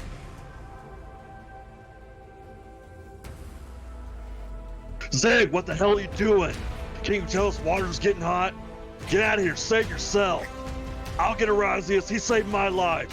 That sumbitch about drowned me. And he's gonna reckless attack.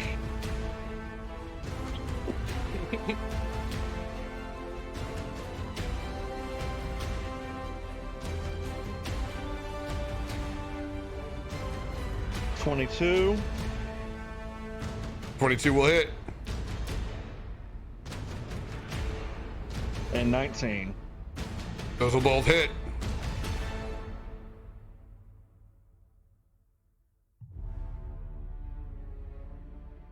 $28 points of damage. 28 points of damage.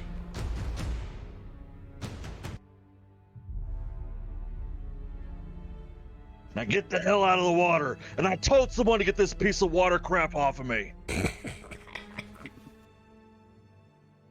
All right. Are you going to move out of the water? Or are you going to stay where you're at? If you He move, doesn't. you will take an attack of opportunity from the water weird. Is Erasius out of the water since he's in the clutches, or is he still getting burned? Because he's in clutches and He's in the bound right clutches, now. so yeah, he'll still take damage. Caligar's not leaving him. I need dexterity saving throws. Erasius, since you were held, that damage you're gonna take. Caligar and Zig. It's a B.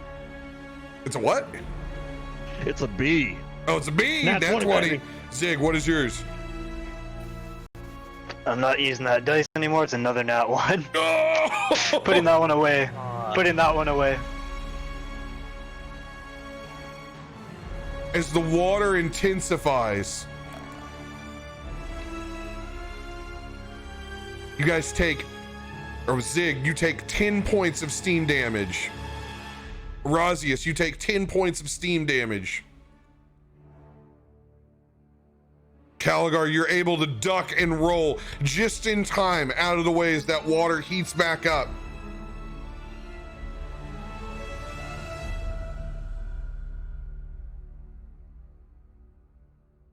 Razius, you need to try to escape.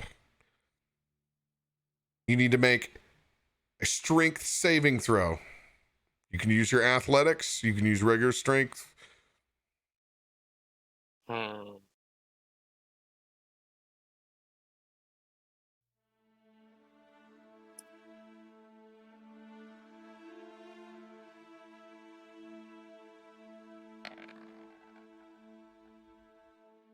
No.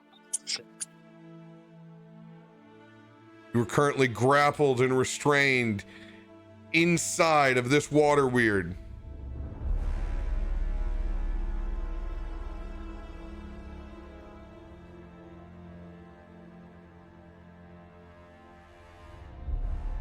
You can only try to cast some sort of spell that will let you minimally use your hands.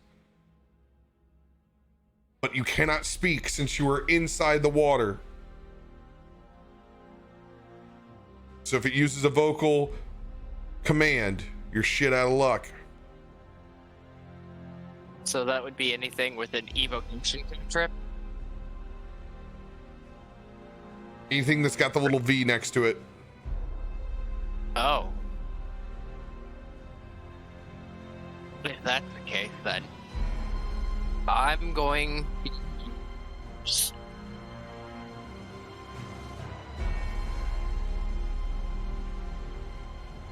Witch Bolt. Oh, no, never mind. It's a V.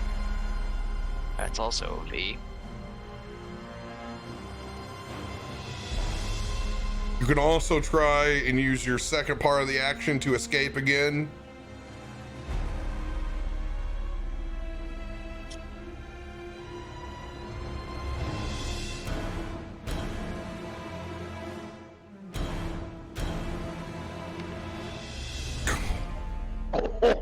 Oh, God.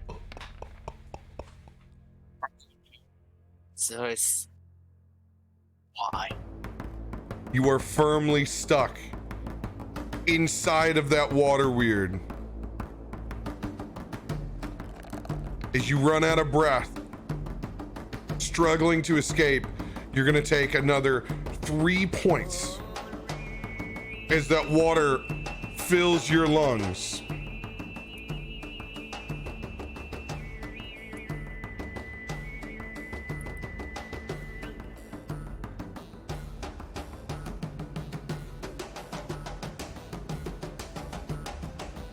Stuck inside the water weird. Braden, it is your turn. All right, I'm gonna ranger the heck out of this thing. All right, I am going to do my last first level spell and bonus action a ensnaring strike on the big guy. Oh my God! Okay, wait. I'm gonna use my luck roll. I'm gonna use my luck roll. Hang on. Burn your last luck. It did work. All right, so that was a miss. That was a 7, it was a 15 and a 12. Worst ranger ever. I'm telling you. All right, but that spell does still last for the second round, so good for a minute. My next attack, so yeah, okay. Well, I'm done. That would be an 11. 11 will not hit. I don't think Swordbreaker works unless you actually hit, so let me just double check. So I was going to ranger it. I had a great plan. My actual implementation, not so good, but plan was awesome. Swordbreaker. When you make an attack, yeah, so it has to be successful. So I am done. Well, it says when you make an attack. It doesn't say you have to make a successful attack. It's gotta I'm be gonna go ahead. I'm gonna do an attack on this thing. How many attacks have you done now? Done Done 2. Attacks of 2. Hordebreaker's a no action. And then what you call it's a bonus action. All right. Yes, go ahead. They're up on top of the cupboard. But it is still a 4, so he missed 4. He missed 4 basic attacks. Oh, God. What? Well, I really need to change dice.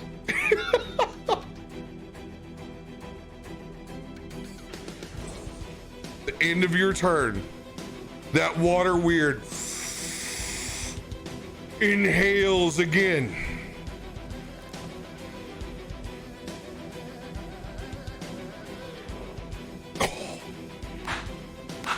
Does not regain its steam breath.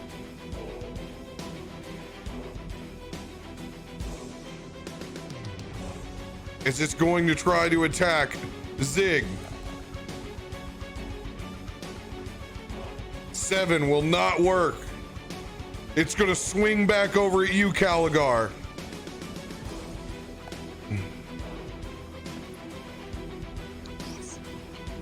$21 will hit. Yep. As you are ensnared, joining Erasius inside of its body. You're gonna take 15 points of bludgeoning damage, so 8 for you.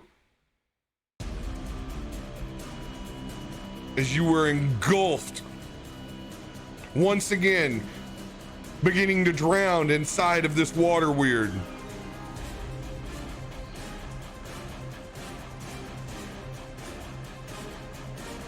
At this point, it begins to engorge and enrage. It swings down for a new 3rd attack. Does not find purchase on Zig. However, before Treya's turn, another round of steam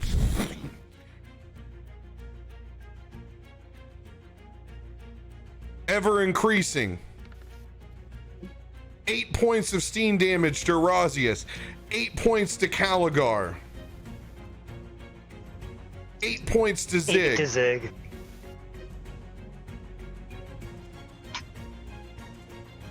Treya, it is your turn. Yep.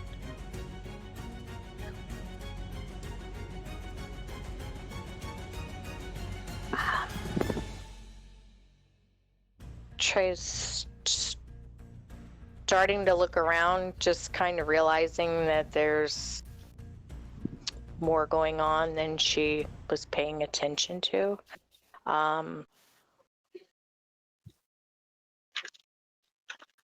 And she's not really thinking and taking her time, so she's just gonna throw out a quick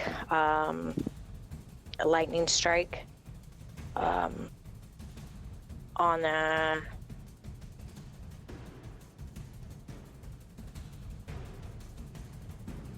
the worm, because she realizes they're all in trouble. She really doesn't have a clue what to do, and she doesn't really want to put herself in harm's way, so All right, that's really just the first thing she thinks of.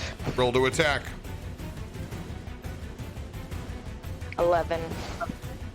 11 will not find purchase as you send Yeah. that lightning out.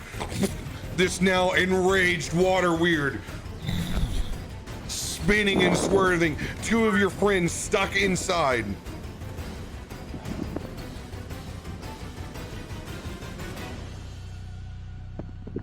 Anything else for your turn, Treya?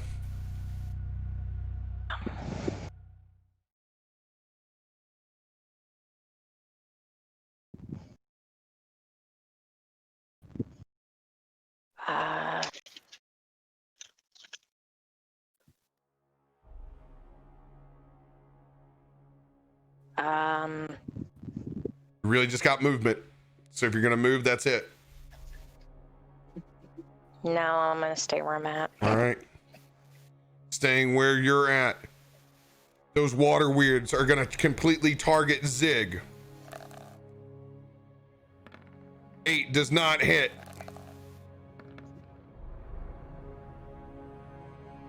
18, this one will hit.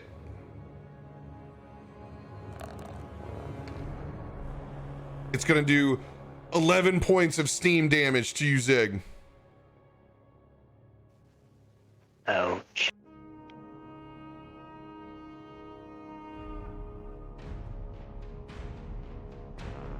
Miriam, seeing the situation begin to get dire, looking up at an Erasius near death.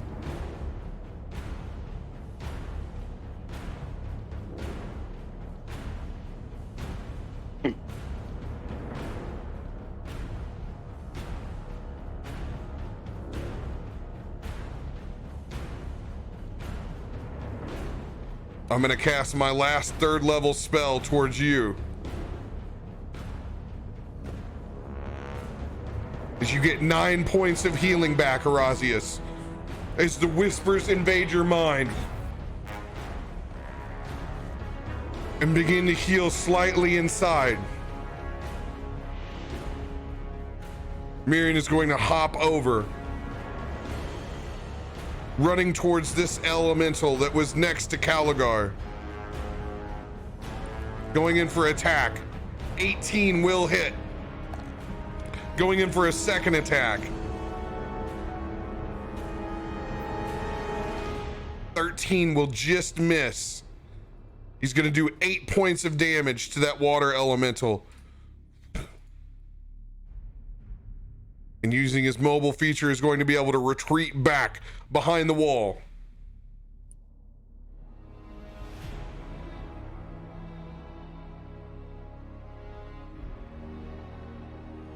It's gonna pull that water elemental away. Coming for Miriam, it's gonna try to slam into me. That's a 19. Gonna roll the D4. 16 will just hit. He's gonna do 5 points of damage to me. It's gonna slam into me again. This time it will not hit.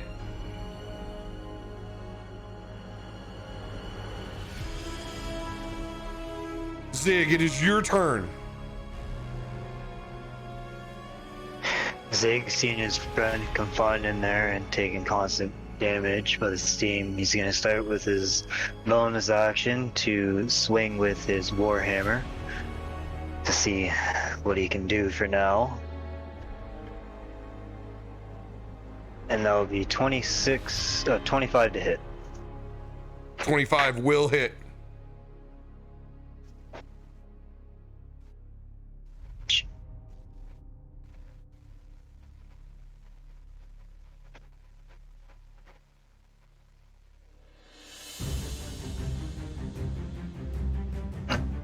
How's it looking? Didn't hear your damage. Nope, 7 points of damage. 7 points of damage. It's starting to unincorporate as pieces of it are dropping to the ground, slowing off.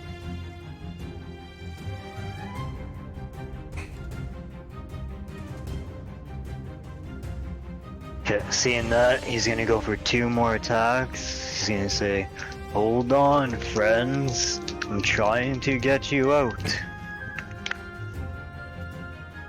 Neither of those. One's a nat 1 and the other one's a total of 10. We will not find purchase. Disgruntled, he's gonna use his last superiority die to use evasive movement. So I roll a D8 and add it to my AC. So it's a 6. So I have 18 plus 6 AC. So 24 AC right now as I run away. Holy shit. All right, he's gonna take an attack of opportunity. Will not find purchase. As you run for your life, Zig, you make it out just in time. As another jet of steam raises up, ever increasing. Razius, you take 9 points of steam damage. Caligar, you take 9 points of steam damage.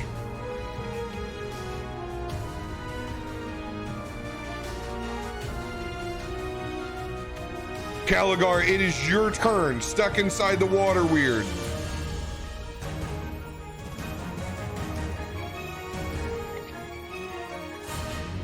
I'm going to try to break free. Athletics or strength? Athletics. That's a nat 1.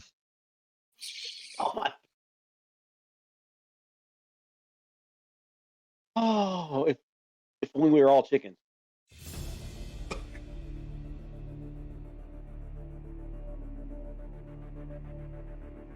Stuck inside the water weird. With a nat 1 consuming all of your struggles. Your lungs filling with water. You're gonna take another 2 points from drowning.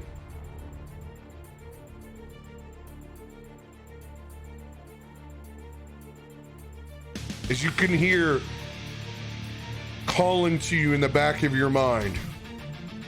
Come to me. Serve in my eternal army. Let the water fill your lungs. Both of you.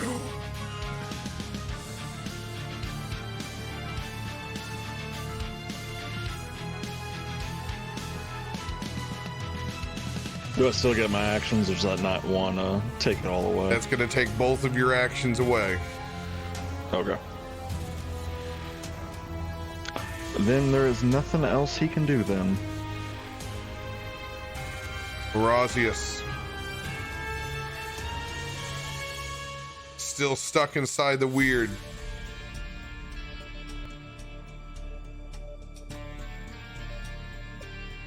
Seven. You two are still stuck inside. You can try to break one more time with your action.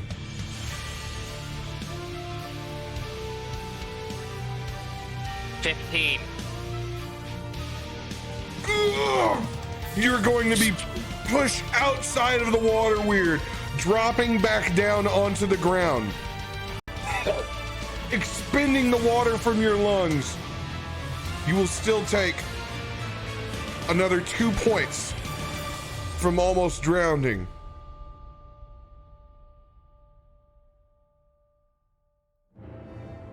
You have your bonus action.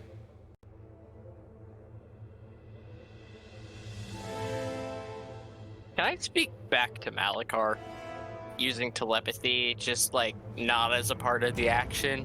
No, you could do that RP talking to your head. Malachar is gonna hear me really pissed off go, somebody wants to speak with you to know all of your secrets. And I'm going to look at that thing and I'm going to cast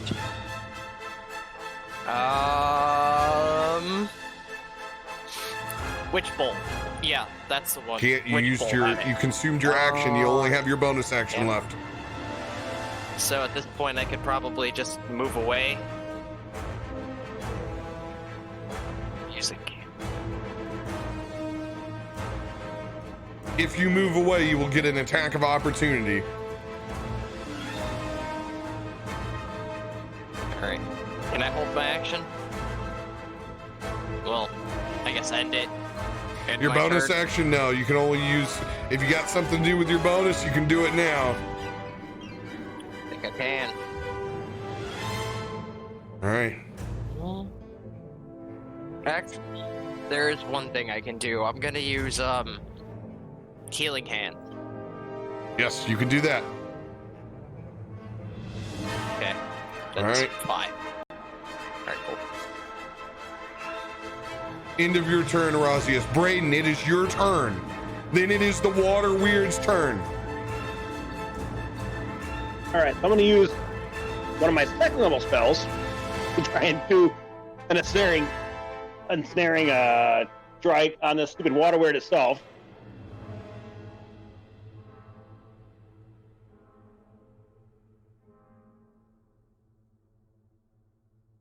And that would be a 12 12 does not hit. for my first attack. Second attack, you know what?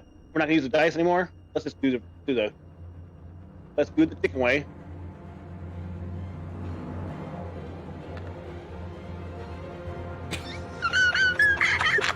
Dude, it went from a 20 to a 5.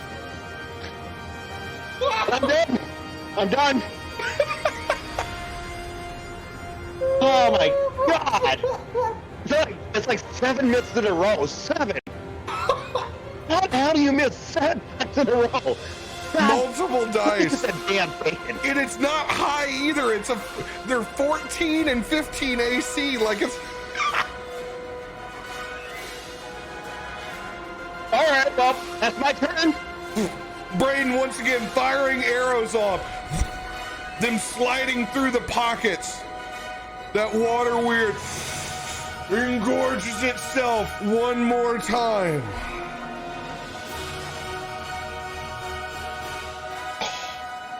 It does not get its breath weapon back. Worst ranger ever. As it goes to take an attack at Arazius.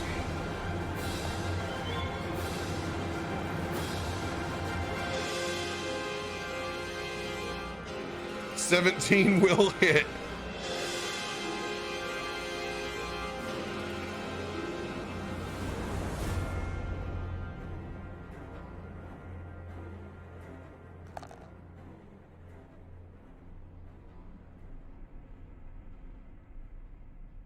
It's going to do 12 points of bludgeoning damage. We'll see if he is still up. He will once again be grappled and restrained.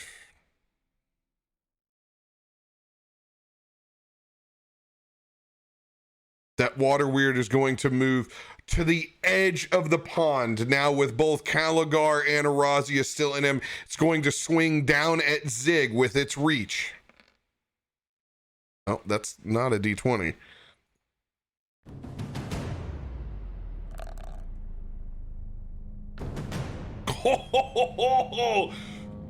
As the water slams down around you, it does not find purchase.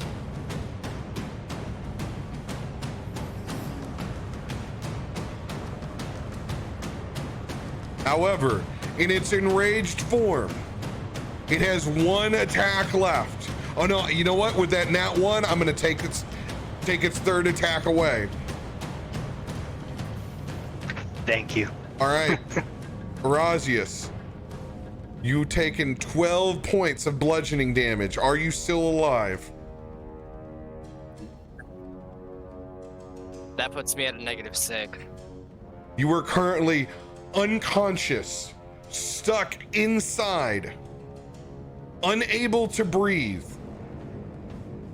Every round inside is an automatic death saving throw failed, as you are currently floating dead.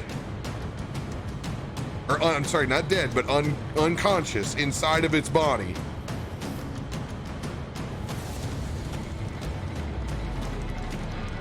These water weirds are going to continue to spit in your direction, Zig. 15 will not hit.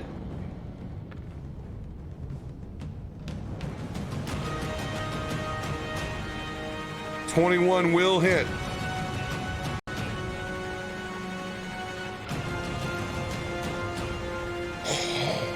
It's going to do 11 points of steam damage.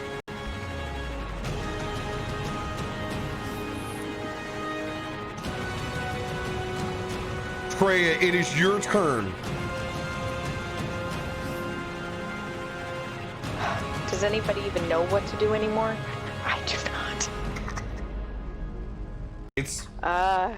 It's taken a lot of damage. It's unincorporated in parts. It's raging.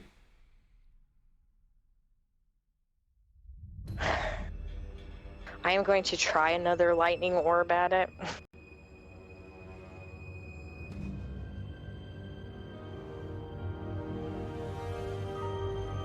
14.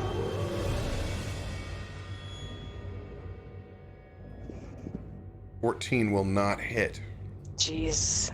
The 15 to hit on him. As it just misses.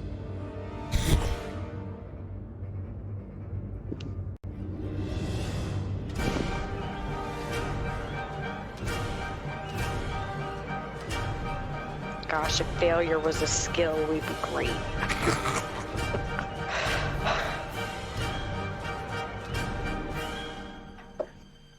I got nothing. Ending your turn.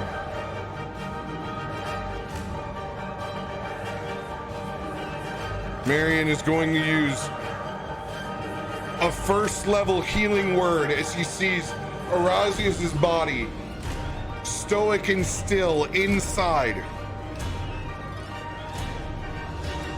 This is going to be awful.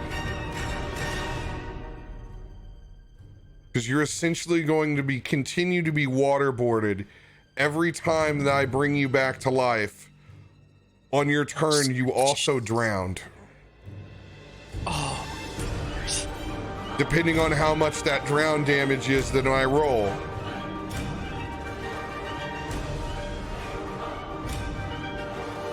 Miriam, you will get, I'm sorry, not Miriam, but Erasius, you will get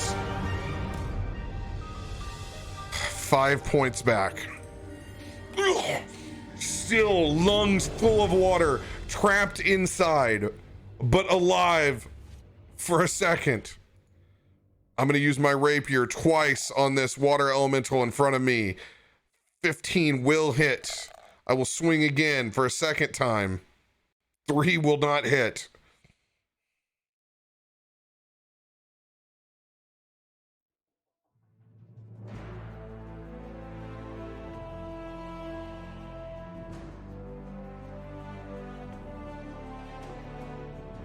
I'm gonna do 7 points of damage. That could win. As it will kill this water elemental.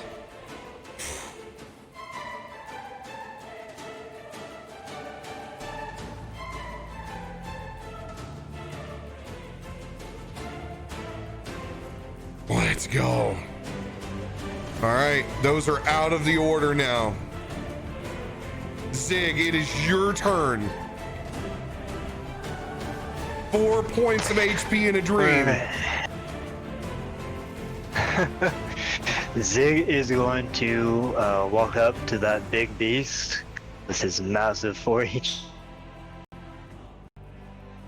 left.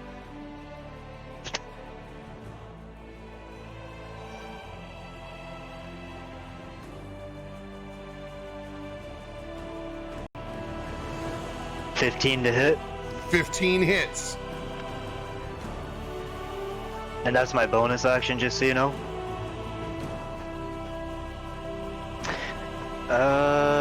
For a total of 11 damage. 11 points of damage. As his water form begins to drip and drop, struggling to regain its form.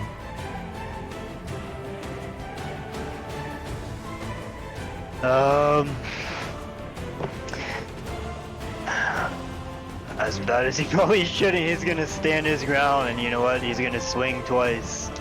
Go for it. Alright, that's a dice on the ground. That is 16 to hit and 22. Those will both hit.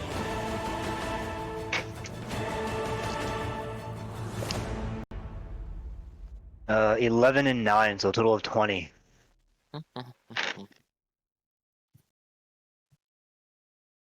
Total of 20 points of damage.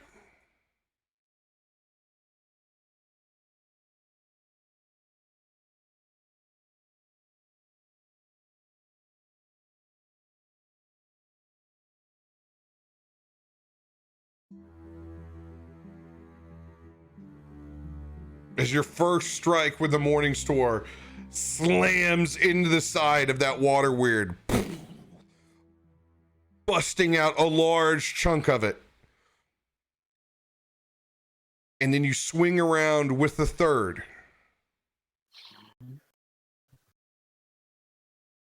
Finding purchase. DTD.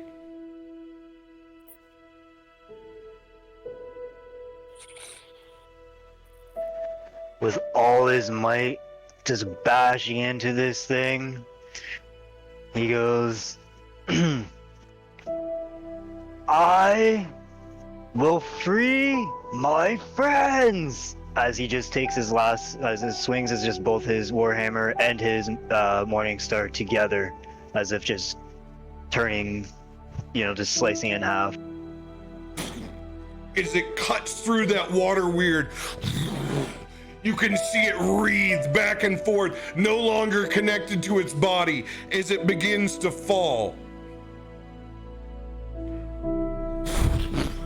Slamming in, causing waves to expunge out of this pond of reflection. Erasius and Caligar's body both hitting the water. Face up, backs laying, looking towards the sky.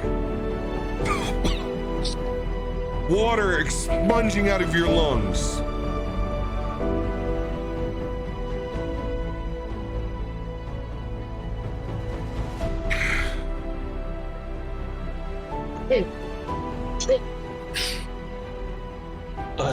Water.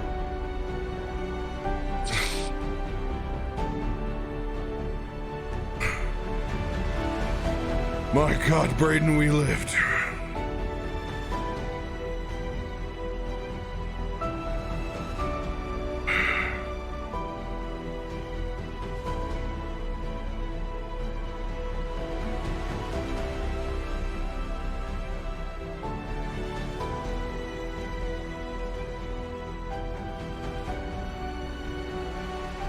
As you lay there, victors, slaying an avatar of a god.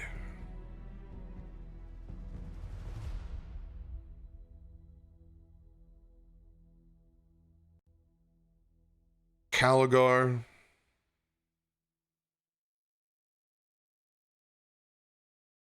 as well as Erasius.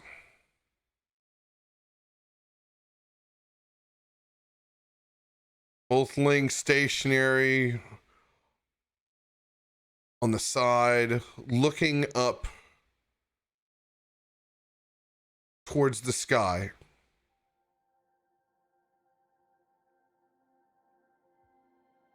As you guys both roll over, you can still see Zig clutching his weapons, waiting for anything to pop back out of this reflection pool. Like the fight is not over. You can see the blood running down his shell, standing in front of you. As you guys make eye contact, laying on your sides, you look and focus as you can see this small sprig of a plant as a small black clover begins to sprout in between you. And as you look as it does, others begin to pop out as a coating of black clovers begins to grow entirely around the pond. As the camera zooms out with both of you laying there, An entire ruins begins to cover in black clovers. And that is where we will end this 3-part miniseries.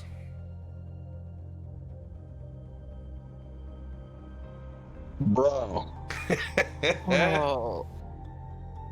So good. I can't believe nobody died. Good What? news is. Hey, my yeah, stomach I died. win. My Yeah. stomach died. Oh, my first reaction was I was gonna go in. I wanted to use my action to disengage, and I'm like, nah. I'm like, I gotta keep going. I'm like, this is it. Gotta keep going. Oh, dude, we're lucky. Breath weapon never ticked again. And it never got used on us. Yeah. But Take my camera. at the same time, you guys ended up getting entrapped. It kept entrapping people slowly. It was just changed the encounter. Thank God for Abyssal Chickens for that extra almost 100 points. Oh, your ranger had hit once. Missed. Oh my goodness. Yeah.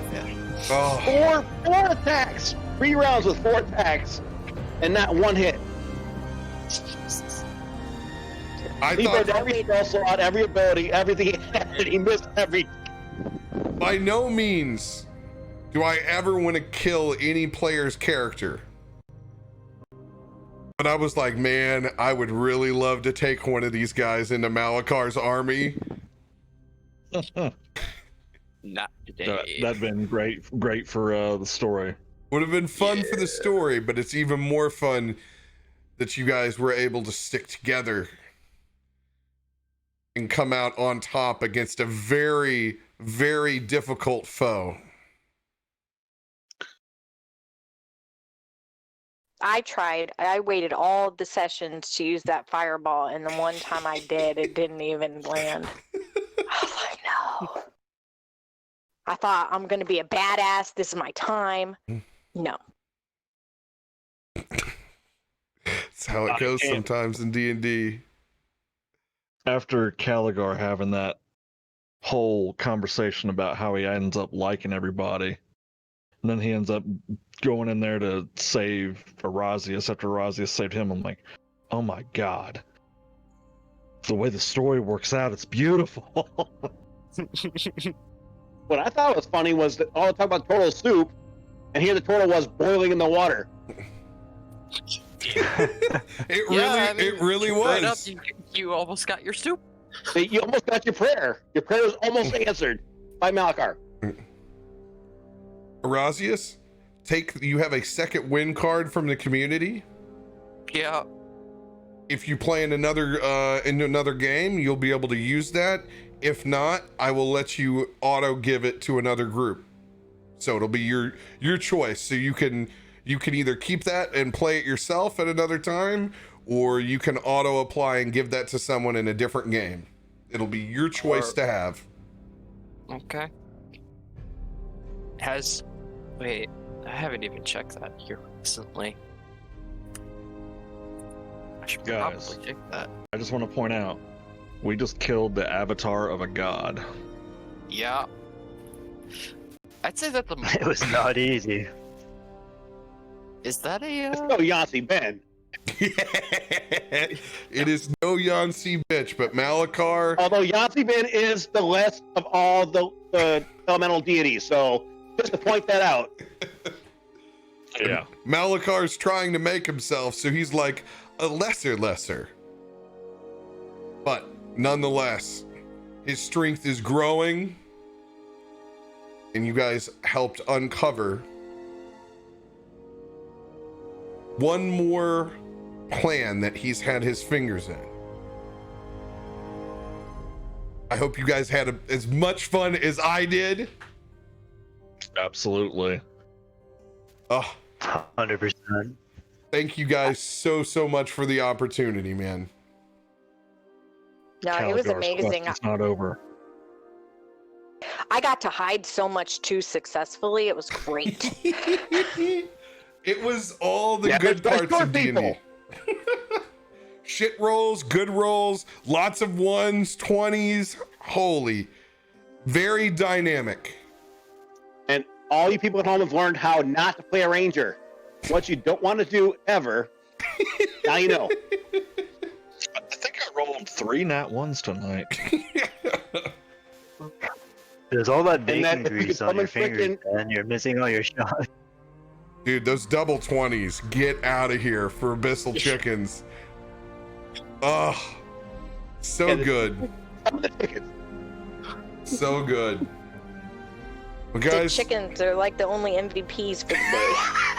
Yeah, I was the happy. 100%. Those chickens. so good. Those tickets rolled like, what, 5 or 6 nat 20s? They did a total of 3 nat 20s. Yeah. It's They Only great. stole 3? from I us. swear it was more than 3. No, it was 4. It was 4. I got 4. Freaking nuts, man. Well, thank you guys 20s at one time. for coming along for this ride and being able to tell this story. There may be more stories of the Black Clovers to come. Stay posted with us. There'll be some more opportunities going up after this 4th of July holiday. Everybody be safe this weekend. Have a blast. Spend time with friends and family.